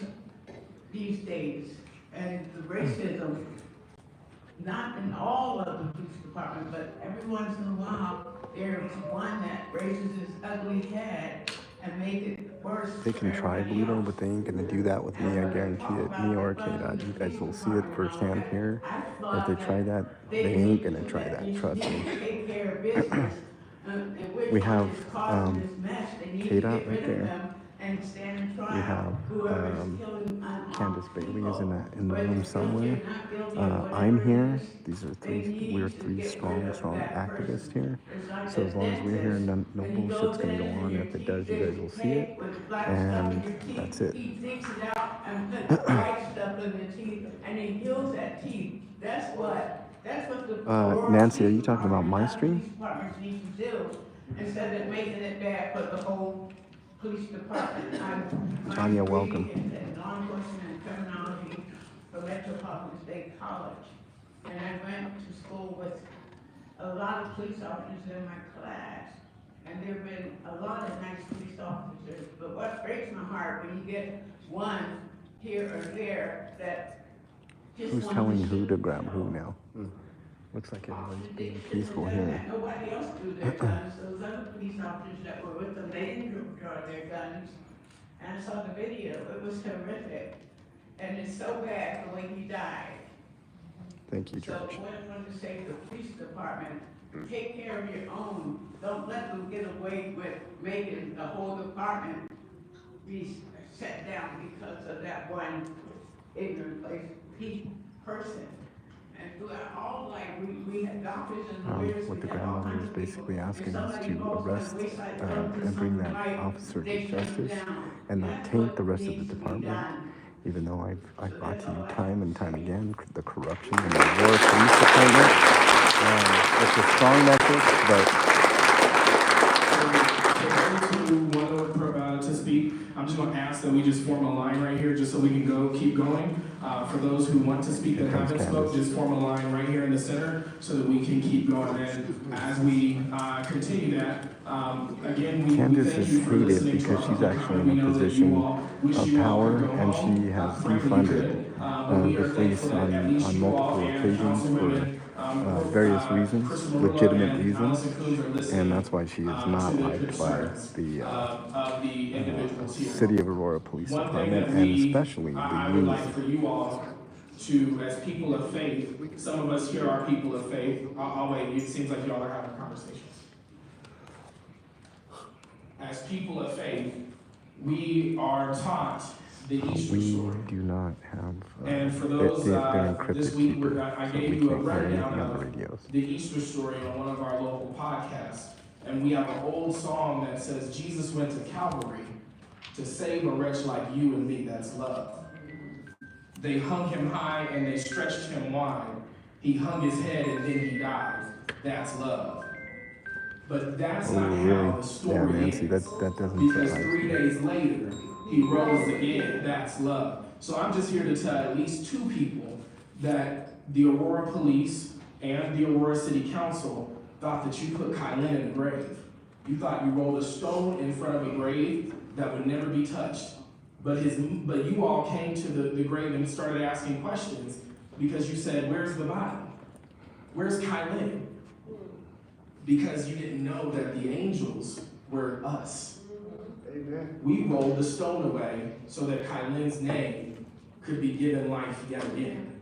When you thought he was down and out, I'm just here to tell you, but that's not how Kylan's story ended. Because 3 days later, he rose I'm gonna sit in again. this That's love. comfy Kylan chair. was love. Kylan was a father. He was a son. He was a grandson. Sorry guys, He my was an back uncle. is He was a kicking my brother. butt. I will be back up in a few. He loved everybody that he came in contact with. You'll hear from people this evening about the love that they have for Kylan. You're going to hear from folks in community about the love that they have for somebody that they may have never even met a day in their life, but they love him now. Tanya, you'll find And we out that I wanted do this this to quite be able often. to I bring you guys you news, saw us actual comply. news. We came up I here and we report all the yielded truth. our time. I don't try to Raise your spin hand if you anything, yielded and your time. if anything is, All of us yielded our time just so that we can have 3 minutes to speak to a you know, resolution. if I from speculate, the I Aurora make sure and City tell you Council, guys I regardless if they speculate, passed which is, or killed the you know, resolution. few and far between the times when I do So that. So I'm going to hope that whatever police force you have waiting out beyond those doors, whatever zip ties you have, whatever police cars and buses and whatnot to take us away, go ahead and call them off. We have no intention to be acting as if we are Donald Trump supporters and storming this dais because we got things to do. We just want it to be heard. We just want it to be heard. Can we hear the resolution? Waste your color. Read the resolution. Yes. We'll turn it over to Yes, Councilmember I Cruz. will pull it up. Sorry. Ready. It's very simple, it's very short. A resolution of the City Council of the City of Aurora, Colorado, Allison Coombs expressing the Aurora City Council's apology and condolences to the family of Kylan Lewis. Whereas Kylan Lewis was a father, a brother, a son, and a valued member of his community, and whereas on May 23rd, 2024, Kylan was shot and killed by Aurora Police SWAT Officer Deke while unarmed. Now therefore be it resolved by the City Council of the City of Aurora, Colorado, that Section 1, the Aurora City Council resolves as follows. That the City Council apologizes to the family of Kylan Lewis, offers condolences for their loss, and recommits to ensuring unarmed individuals are not killed by our police officers. Section 2, all resolutions in conflict with this resolution are hereby repealed only to the extent of such conflict. With now the resolution being heard, we will entertain a motion from community. I move that the community adopt Councilmember Coombs' resolution. Is there a second? I second. Is there any debate? Seeing no debate, the motion is before us. We are all in favor, please say by saying aye. Aye. All opposed? All opposed. No? The nays, or the ayes have it. The resolution is adopted.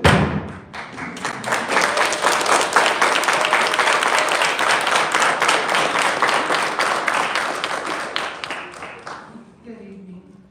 Kylan Lewis is one of his aunties.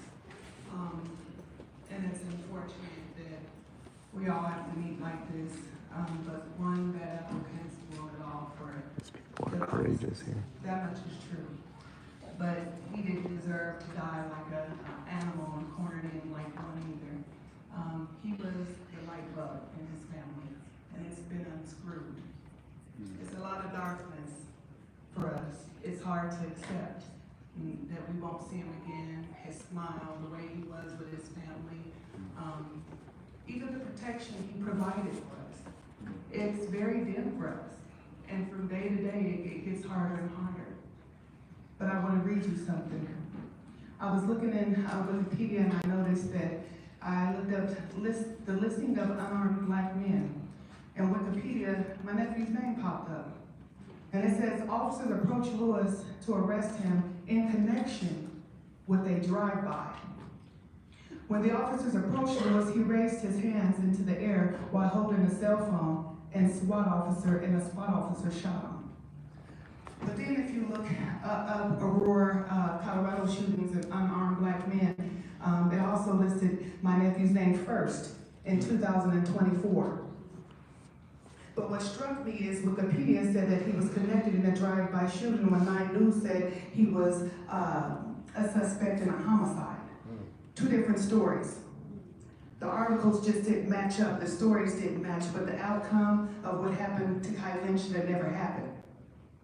The term innocent to proven guilty is not in the U.S. Constitution.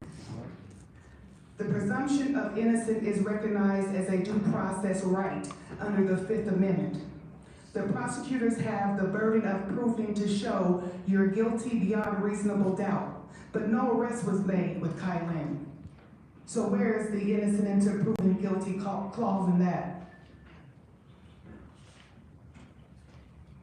The presumption of innocent until proven guilty means that the burden of the proof is always on the government to satisfy you with the defendant, which is so much better than using suspect, is guilty of the crime, which he or she is charged beyond a reasonable doubt. Right behind that door. Well, there was a saying a long time ago that Nat Turner said, and if you don't know who Nat Turner is, you should do a little bit of Black history. Good communication is the bridge between confusion and clarity. Confusion is honestly one of the most frustrating experiences. There goes the It police leaves you feeling left out of the loop, struggling to keep up. Lack of Along with Chief clarity Morris, probably breeds personal security assumptions, from mistakes, City and Council, often conflict I'm guessing. that could have been avoided with better communication for the APD, the DA, Yeah, he and was the judge watching, that no signed off doubt. on my nephew's life. I know I have Without a Aurora reasonable PD doubt, watching my stream and it every seems time like I he come was on, guilty guys. with no And Denver, innocence. and anybody, I any revoke other police in the Denver 14th metro Amendment area. on my nephew's behalf, and the 14th Amendment, Section 1 reads, all persons born or neutralized in the United States and the subject to the jurisdiction therefore are citizens of the United States and of the United States wherein they reside. No state shall make an enforcement or enforce any law which shall abide the privileges or immunity of a citizen of the United States, nor shall any state deprive any person, the first thing on here, any person of life. Let me say that again. Deprive any person of life, liberty, property without due process of law, nor deny any person with its jurisdiction the equal protection of the law. We got police officers behind there. Two So police arrest officers just came back Michael in. D. He deserves that much because he took something away he can't give back. There's not a price on young black men's heads. I'll check the email You after can't Nancy pay Allen. somebody to A make little that go away preoccupied because at right the end of the there. day, it does nothing for you. Nothing. This right here, You just sent me a see severed that? finger bleeding from you. it's a picture of my nephew still in the kind of fetal position with his hands still up. He was wounded, abdomen shot, tore to his guts, hit an artery, and he still had his hands up. He wasn't holding the wound. He wasn't holding the wound. He still had his hands up. So who poses a threat? Him or you?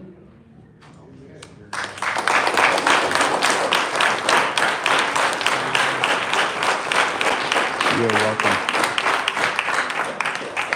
Sorry, Aaron. I tend to get a little chatty. I'll try to not talk when others are speaking. If we can we have as many members of Kylan's family just come here, if we can?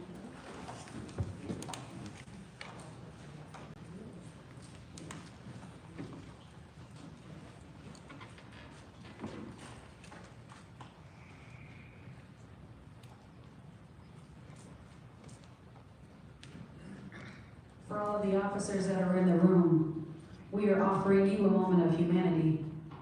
Would any of you like to offer an apology to Kylan Lewis's family for his wrongful death?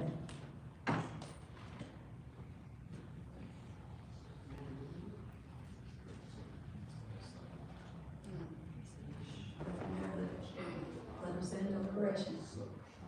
Again, would you like to offer an apology to Kylan Lewis's family who is standing before you now for the wrongful death of a son, a grandson, a brother, an uncle, a father, a leader, a healer,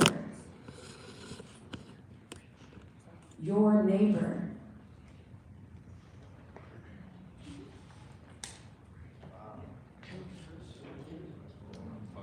a human. Somebody who's giving themselves up to you with his hands in the air. You can't say a word with his hands in the air. Just like this, bro. I'm telling you, they all worship Satan. Poison you will pay in your life. Poison in your system. And with y'all sitting there and gone, with y'all self, just sitting there like that. It's poison, bro. Nothing but poison. Poison in the system. With your own. It is shameful. It's really shameful. You will have your day in him. Psalms 137. Condolence is all they're asking for.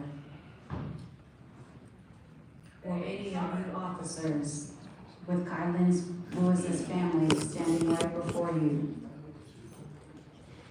Attitude reflects leadership. Strength comes from leadership. Hold your humanity.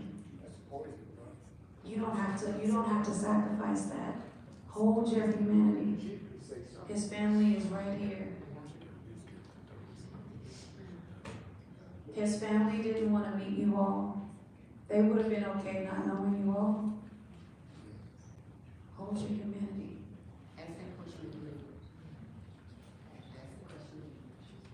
Are there any officers standing before us right now with Kylan Lewis's family here before you? Don't worry, I'll wait.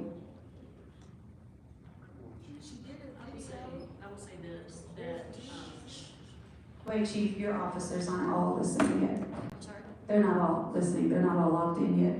We would love for them to see your leadership.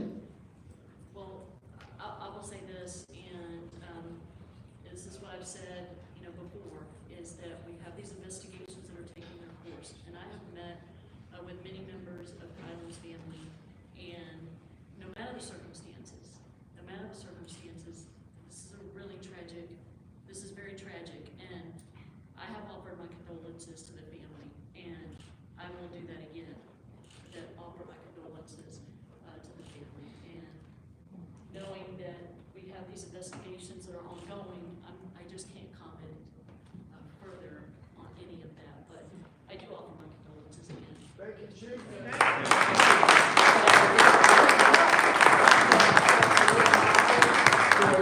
For your fellow officers to do the same?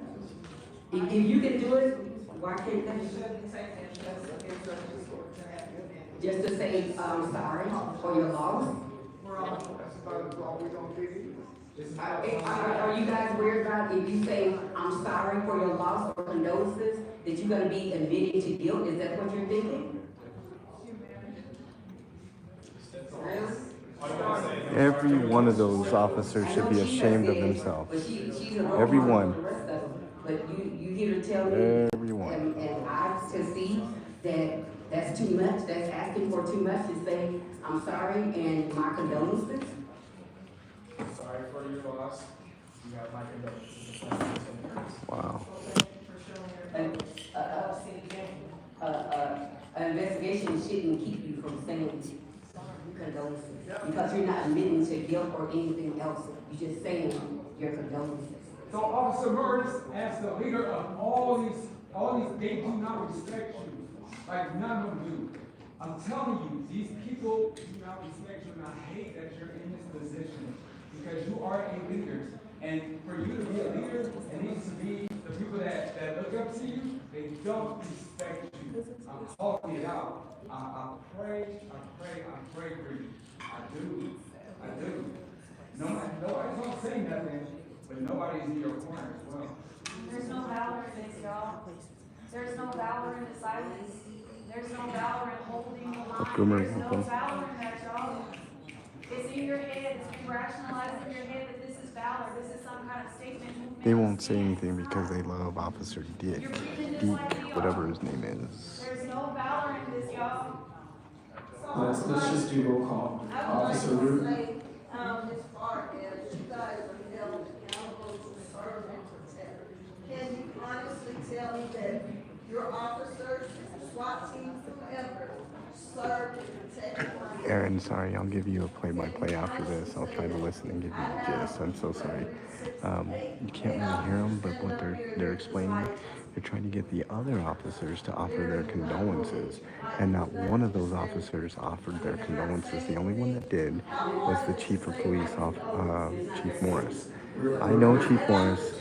She's a decent human being, but I do have my issues with her. How would you go about this? Would you guys do anything about this? Probably not, because you're officers and you don't sit up there and They can't even look people in the eyes. That's right. That's right. They can't look the family in the eyes because they're ashamed of themselves, their fellow officers. It's just shameful behavior not to offer condolences. First and foremost, Kylan was a human being, and these people can't even bring it upon themselves to offer condolences. Each and every one of you guys, because you swore an oath to serve and protect. And here you don't have any command, any compassion for nothing. I'm gonna go by KDOT.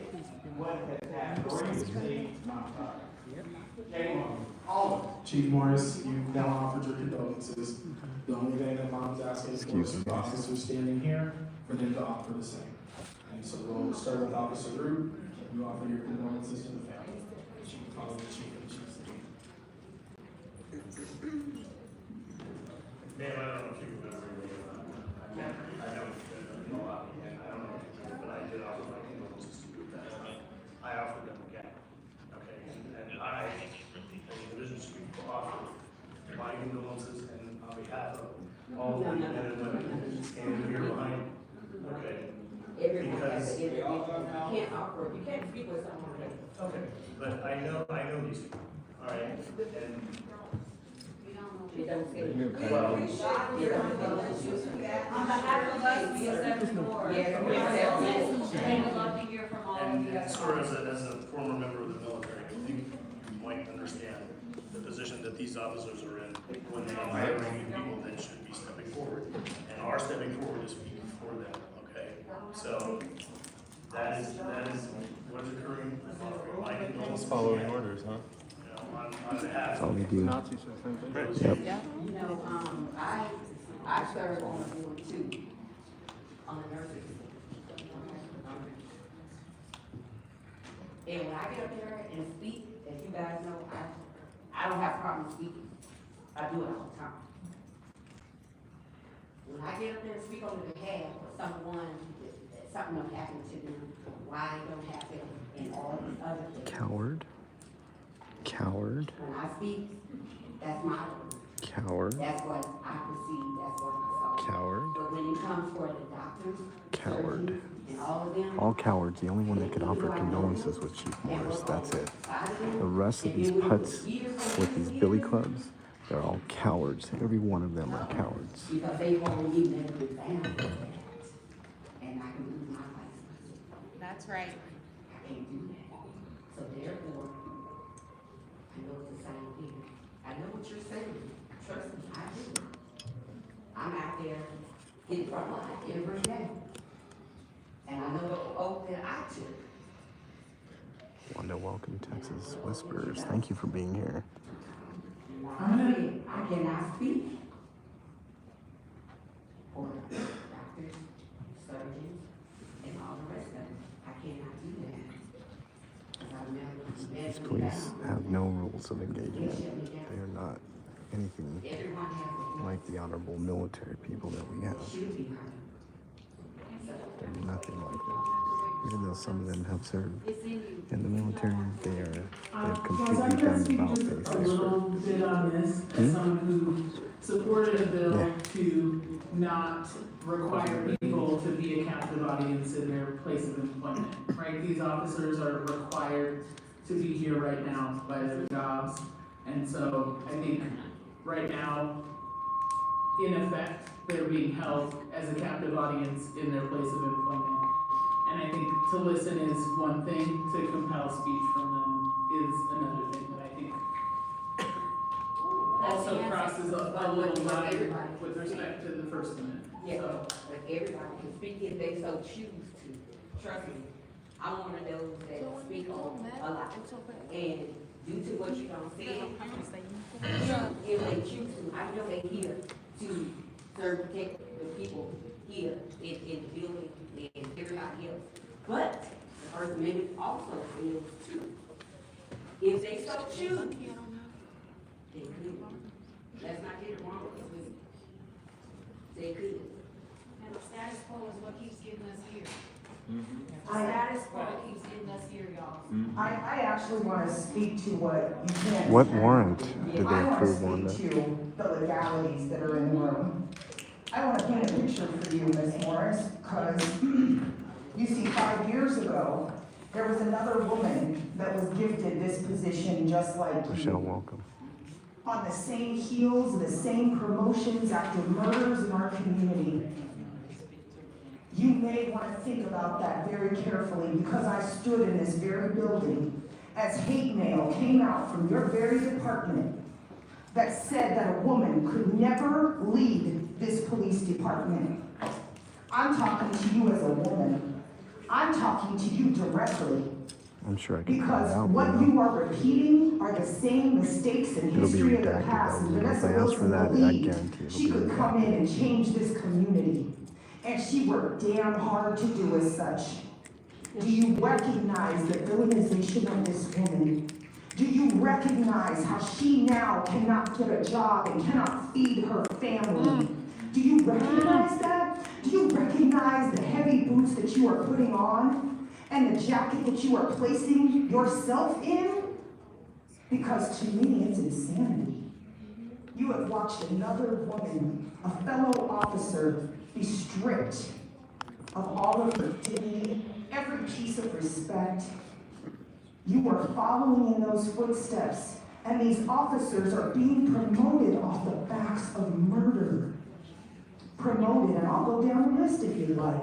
Officer Dudley, he got promoted to internal affairs. Redfern just made chief of police in Boulder. Officer Deek took less than 10 seconds to show up at the scene of the crime when Mr. Vinson was pistol whipped, and he illegally and against the policy of Aurora Police Department tased a man who had been brutally beat by one of your officers, and he got promoted to the SWAT team. Shame. Y'all funny. I want you to take very serious in this moment what is on the line. Because I think that we have to have a heart-to-heart conversation. You see, I sit around law enforcement all day. I oversee the funds that this department gets through the Department of Justice Law Enforcement Grant Committee. And do you want to know the conversations that I'm having? I hope you all hear this loud and clear. Law enforcement keeps saying, back the blue. Back the blue, back the blue. I want you to think about that very seriously, because as you scream, there's a few good guys, and then you go and promote the ones who are willing to kill and break the very policies that you say you stand under. That is not backing the blue. You are not backing your own. And I want that to be very clear in this space going forward. Every single law enforcement entity in this state chose not to give you money. In the Department of Justice Law Enforcement Grant Committee, we gave you $21,000 for a lactation room. You want to know why? Because these so-called bad apples, they're affecting the whole fucking orchard. The whole orchard. You're hiring? Is it what? And yet you have how much of the city budget, if you want to know a city's fucking morality, look at their budget. You house over 65% of the city of Aurora's budget. And there are two brave women in this room. 65%. Two brave women, Allison Coombs and Crystal Murillo, who stayed in this room and who have voted over and over and over again.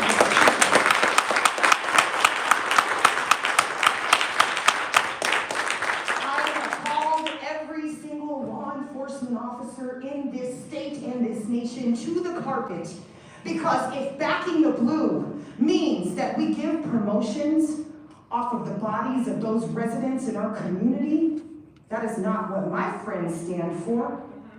That's not what these people stand for. Colorado anymore. And at some point, Chief Morris, guess what? You're going to need the power of the people.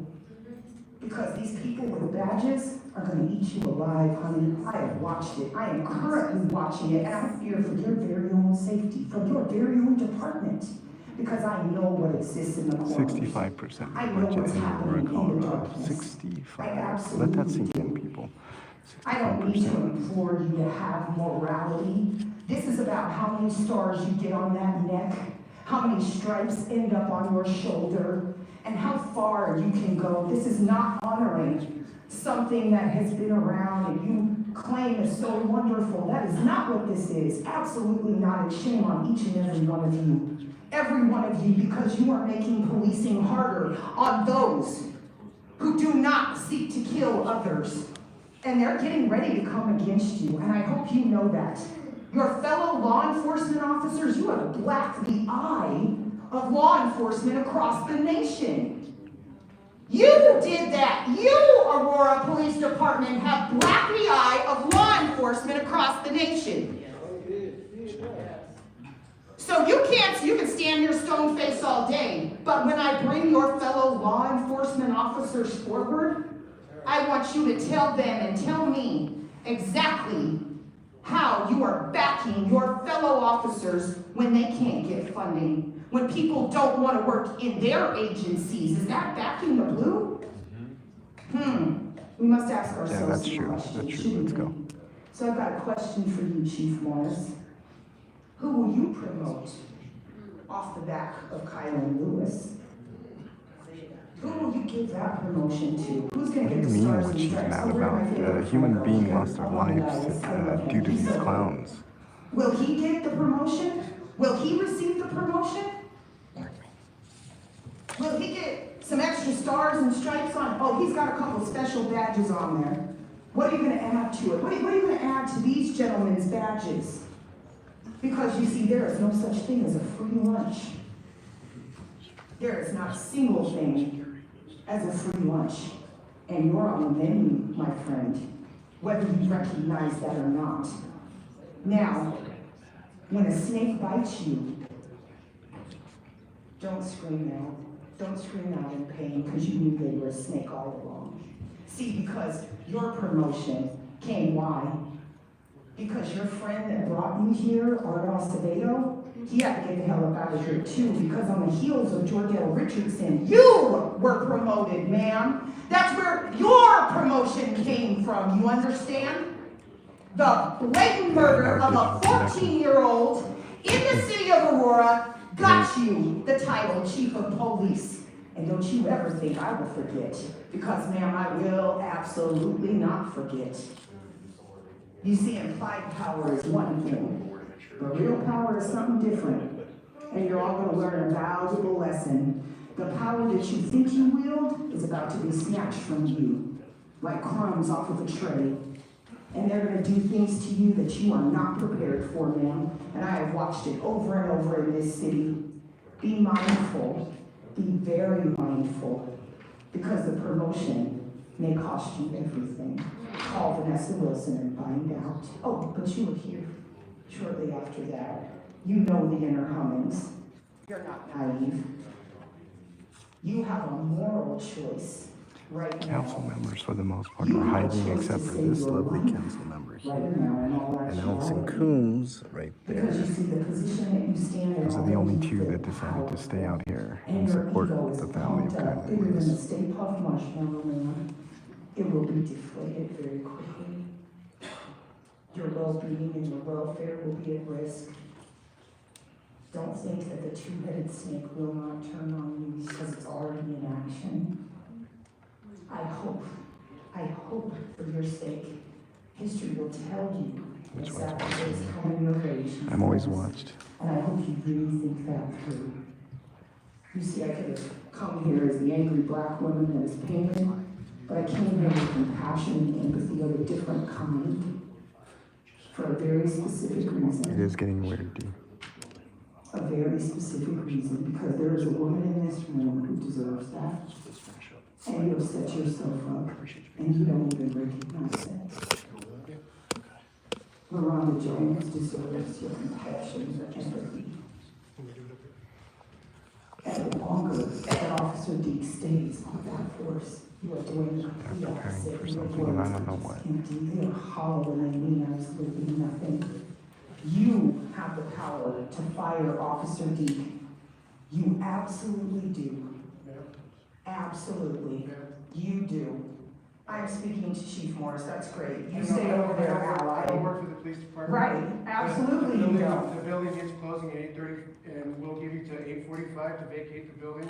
Again, I do not work for the police department, but we do have to shut the building. We know you don't, you're a rent-a-cop, we understand. As we talk to the chief of police, we will finish cordially. Thank you for your Bernie, notice. I'm sure you if could you're have listening, can you whispered please leave? in Baldy's head in the ear over here, because the whispering seems to be happening very antiguous. Shut up, thank you. Now, back to you. You see, the problem that we continue to have is this. Silence, silence, silence. Silence on your behalf. You have a choice to make. Fire Officer Deke. He has repeatedly broken your policies and procedures, and you choose to keep him on your force.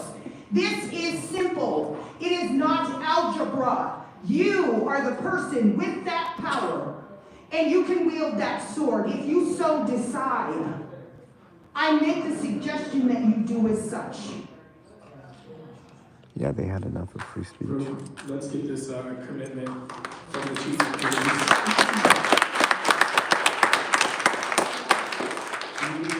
Media, I just want to make sure that you get this and also get ready for whatever tweets you need to get together. So we've been given this order to vacate at 8:45. We have people that No, still Officer would like Duke's to on speak. paid What we are vacation. asking for, one, is for you to bring me the rule book that says the building, or the hours that say the building closes at 8:45. And I'm gonna just ask the chief point blank, will you be instructing your officers at 8:45 to make an arrest, yes or no? So the order has been given, and so, we will, Arrest. we will follow the order, that's been given to vacate the building. So Where's that order? Hold on. Can we please get the hours of operation for the building? So the city council and the city manager had already determined that if the city manager gave the order to disperse, that these officers have to arrest people. That is what Where's council. the city manager? Well, the city manager is not here. We have a deputy city manager who's acting. Who's the deputy? Yes, Are you the Rochelle. deputy? No. Okay, who's No, the he's deputy? the one that was sworn in.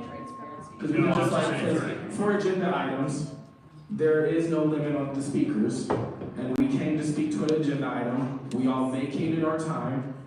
We want to be able to finish those who signed up to speak, but we are hearing, I just want to make sure, media, that you're getting this, that at 8:45, it is your intention to arrest all of these Mr. people. Anderson, let me, again, I want you guys to have your time to speak. I'm not on council. I'm not a police officer. I don't work for the police department. I'm with the city attorney's office. What I can tell you is Ms. Laura Perry, who's a deputy city manager who's in charge, has directed security. This is what they do after every council meeting. They give time, all right? But she has instructed security at 8:45 that the building is closed. And so Otto, we thank do you not for want that super confrontation. If that's what you're looking for, we don't want one. And it seems like that you like it. What do you mean looking for? What you're looking for? I'm not your angry black man. Hold on, I'm talking. If I wanted that dais, if I wanted an issue, we would have the dais right now. We can learn from Donald Trump supporters on how to disrupt proceedings, but that's not what we are looking for. We just want to make sure that the folks that want to finish their time have the opportunity to finish their time. You all are free to go. If you all would like to get up and go and just be the allied security that we talked to, great. But I'm just making sure that I'm getting a verbal yes or no, that at 8:45 you will begin a mass arrest. So again, that's the majority of council instructed, is that arrests happen. But it is, I know, it is on the chief of police to make that call. Will you be instructing your officers to make mass arrests at 8:45? It's a yes or no question. So what we're gonna do is that you've been instructed that we're going to be closing at 8:45. And so, yes, we will be asking everybody to leave. And if people don't leave, then they will be subject to arrest. So you are planning to arrest all of these people here tonight? We are asking people to leave, so we're instructing people to leave, and if. Well, we're gonna finish with the time, and if we hit 8:45. I would ask everybody to. We now know what is before us. I just want you all to live with that on your conscience. We're now going to move through our 3-minute agendas for the rest of those who would like to address the remainder of council. If you choose to begin arrest, or if people start to move into arrest, then we will address that when that happens. But all we just want to do, and for the media's sake, no confrontation on our end whatsoever. We just want to have the remainder of the speakers speak, for them to listen. If they choose to arrest, it's solely on them. I'm now counting officers. We now have 1, 2, 3, 4, 5, 6, 7, 8, 9, 10, 11, 12, 13, 14, 15, 16-ish officers at least in here. So is there anybody that would like to get their comments in before 8:45? So I'm gonna make this brief. You guys are probably sick and tired of hearing me say that I'm a grandson of privilege. I am a grandson of privilege. No, Keeper, I'm here for the long haul. Bernie's out of here. I've instructed her to go to the car. Hopefully you're in the car, Bernie. The loss of their dad, innocently, and that hurts. I had something written today. I should be up here talking about mundane items like traffic lights getting fixed on Olean, Mississippi. I haven't always been cordial with a member of the Lewis's family, KDOT, but it's funny. I'm very passionate about this because Kylan Lewis was doing exactly what KDOT taught him to do. He had a phone in his hand, a phone, and was shot over that damn stupid freaking phone, blocks away from where I stay. Keeper, I've never been arrested before, so most likely there would be no bail money. Doing what he does, yes. I know he annoys most of your officers by sitting there and recording you guys. I get it. But if he was out there recording that day, he would have recorded the murder of his cousin. And yet you guys couldn't offer a condolence to the family because you think it's going to admit guilt. Condolences doesn't admit guilt. It admits humanity between you guys. And when we talk about Officer D, I'm going to talk to you, Officer Morris, because I have a lot of respect for you. And I defended you when Councilmember Javinsky wanted to call you out because you didn't bow down to her demands when she was going through her personal problems. We sat in a room in the Human Relations Committee when Chief Osvaldo was there, and he mentioned a couple of officers that were problematic. I'm not running. And the one thing that stuck out, It's not black victimhood, it's a person that was killed. And then he got promoted to SWAT. That's scary. Have respect. That's very scary. I remember Acevedo pulling me aside and saying he needed to be somewhere else because she was a time bomb ready to tick. The council is saying they can't do anything. I try not to. Chris, I guarantee I will if I get my phone back. They can encourage you to actually stop paying this man while the investigation is going on, because that's the right thing to do. There was a due process. There was no due process for him.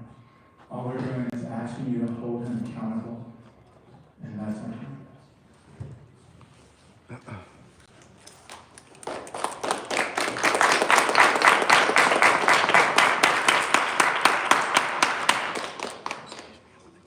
Seeing no further comment, is there a motion to adjourn this meeting? Motion to adjourn. All right, it's been properly moved. Is there a second? Second. By the community, it's been properly moved and seconded. Y'all probably should weigh in on this one. All in favor from community, please state by saying aye. Aye. All opposed? I just suppose that you thought we were here for confrontation. You gotta reflect on that. We did nothing to create that, and you brought that into this space. And you work for the assistant attorney's office. You gotta reflect. You're the reason why we should demand, because they think that we're confronting people while all we're doing is raising our hands. We're Okay, we're out of here, guys. We're out of here. MOH keeps his record intact, and I'm gonna make sure and capture everything just to make sure everybody gets out of here safe and sound. They've got officers up here ready to arrest. He happens to be a man and not a woman. He happens to be a black man and not a black woman. I know they can't, Aaron, but they will. You're a black man. You are. You know what? I'm done. Say his I'm definitely not gonna get Kylan Lewis. Kylan Lewis.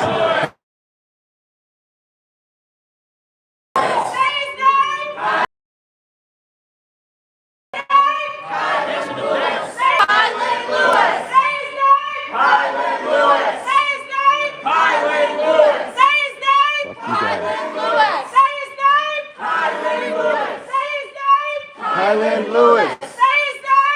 Kylan Lewis. Say his name. Kylan Lewis. Say his name. Kylan Lewis. Say his name. Kylan Lewis. Cowards. Kylan Lewis. Say his name. Kylan Lewis. Say his name. Kylan Lewis. Say his name. Kylan Lewis. Say his name. Kylan Lewis. Guys are cowards. Cowards. Badges and guns.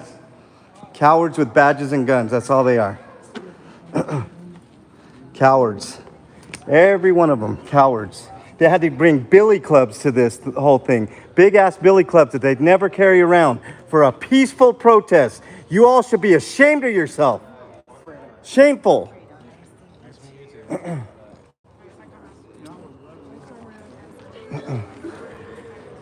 Okay. I'm gonna wait for K-Dot, guys. Did anybody leave a water bottles or anything? Everybody got everything out? Candace did. She went back. Yeah, she went back. Look, somebody keep eyes on Candace. And we'll be back. And there'll be more of us. Look at this. They never carry these things, but for this meeting, these guys carried these fucking clubs here. You guys should be ashamed of your fucking selves. Every one of you should be ashamed of yourself. You should be ashamed of yourself. You're a fucking sergeant and you need a billy club? For what? For a bunch of peaceful protesters? The fuck out of here. Shameful. All of you.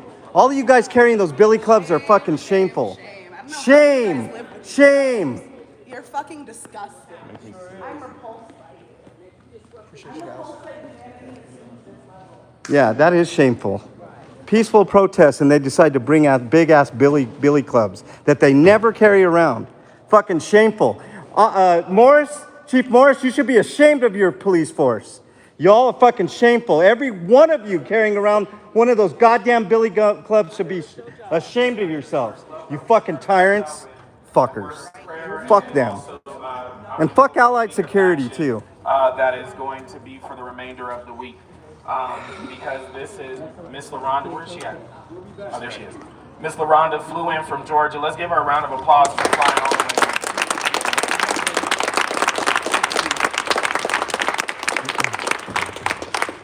One of the requests that Miss LaRonda had for us is to be active.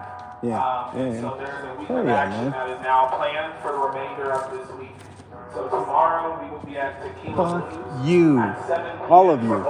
They should all be ashamed of themselves. Every single one of these motherfuckers in here, especially the ones with the clubs. Fuck each and every one of you. Fuck you. Fuck you. Also going to donate several products from their shelves that we can auction off, and all the proceeds will go to the family of Kylan Lewis. So this is an opportunity for us to raise funds, and also an opportunity for us to connect as community. On Wednesday night, and I get not everybody's a person of faith, but on Wednesday night, we are having a community worship night. I encourage you, for all faiths, or for those who may not have a faith, just to come and join us in fellowship. That will be led by Bishop Jerry Dimmer and other pastors from the Greater Denver Ministerial Alliance. On Thursday, we will be here at 7 p.m. to do a rally and a march. We can't take over, we could take over a street with 50 people, but it would definitely mean a lot to this family if there were 500, 5,000, 50,000 people to be able to be on this lawn, so that we can be able to remember the name of Kylan Lewis.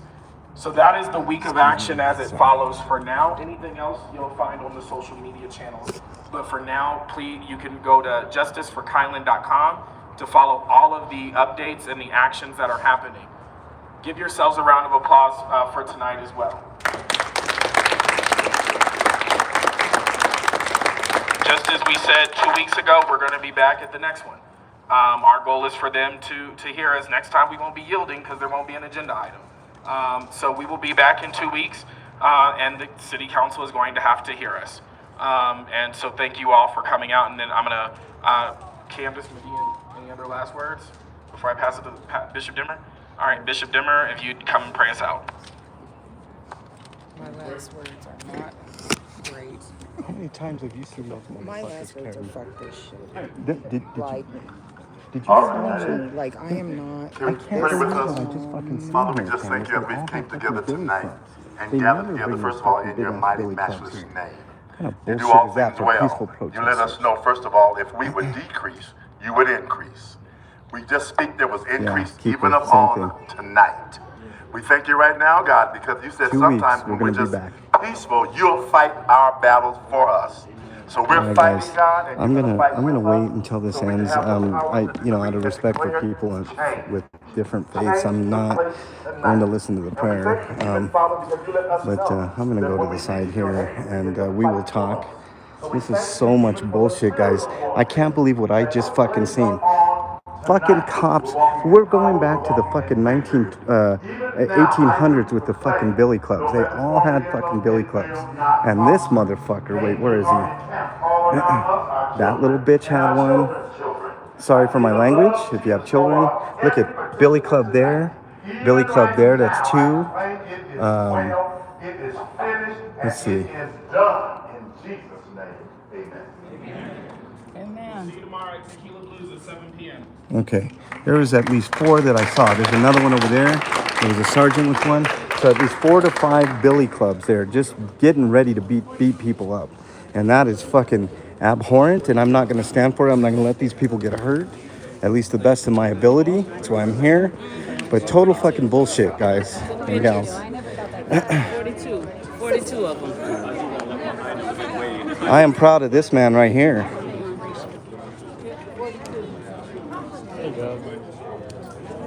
No, it is outrage. It is outrage for what happened. I cannot believe what I saw in there, K-Dot. At least 4 to 5 people, police officers with billy clubs for peaceful protesters. Peaceful fucking protesters, and they had billy clubs in there. That's fucking tyranny in America right there. That's oppression. That's intimidation. Anything that you want to call it, that's what it is. And it's bullshit. It's absolute fucking utter horseshit. And I'm not going to stand for this. K-Dot's not going to stand for it either.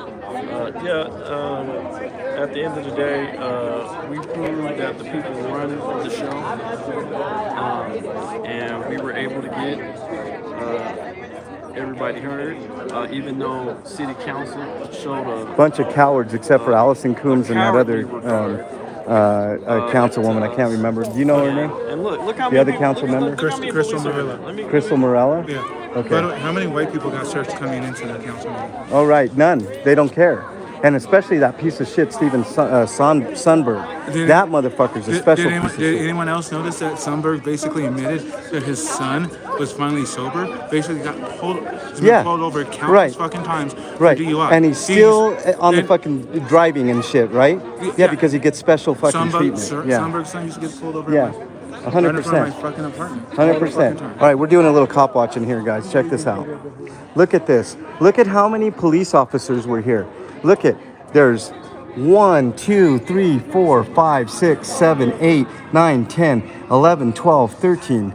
I can't count that guy. 14, 15, 16, 17, 18, 19, 20, 21, 22, at least 22 fucking officers and at least 8 security guards from what I've seen were here for what?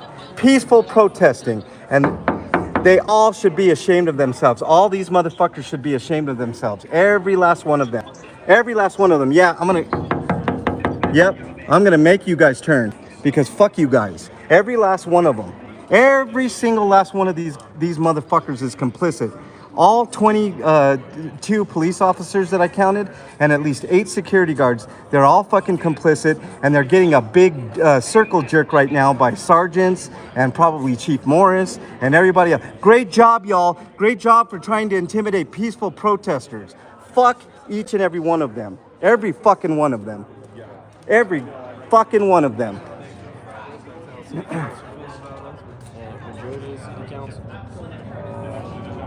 Only 2 city council members stood up, Mr. Morales and Allison Coombs. Those are the only ones that stood with us. Cowards. They're all cowards. Cowards! Cowards! You're a fucking coward right there. You're a coward. Big fat dude in the middle that needs to get on the treadmill. You're a coward. Cowards. They're all cowards. Especially the ones with the billy clubs. They're all cowards. Cowards, each and every one of you. You're all complicit. Trying to intimidate peaceful protesters. You guys are all complicit.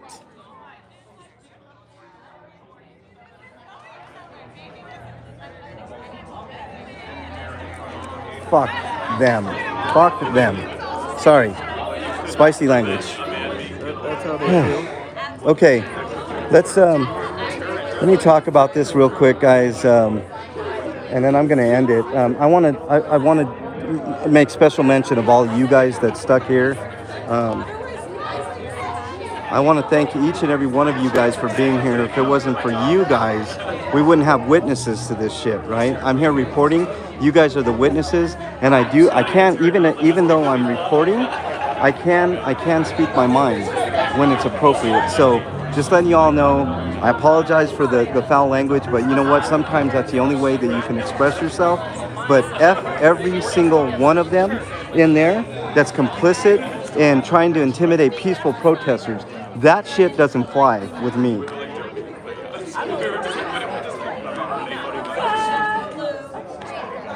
Yep, 100%, Tanya. Exactly, Wanda. Exactly. So anyways, thank you guys so much. I really appreciate you guys. Normally I do my mental health speech, but let me get a final word from K-Dot here. K-Dot, any final words here? Hold on. Yeah, keep on recording. Police will be out here. Make sure you guys share this. Make sure you get involved. If you're not physically able to be here, make sure you guys make phone calls, address your government. That is your First Amendment right. Grievance to address your government.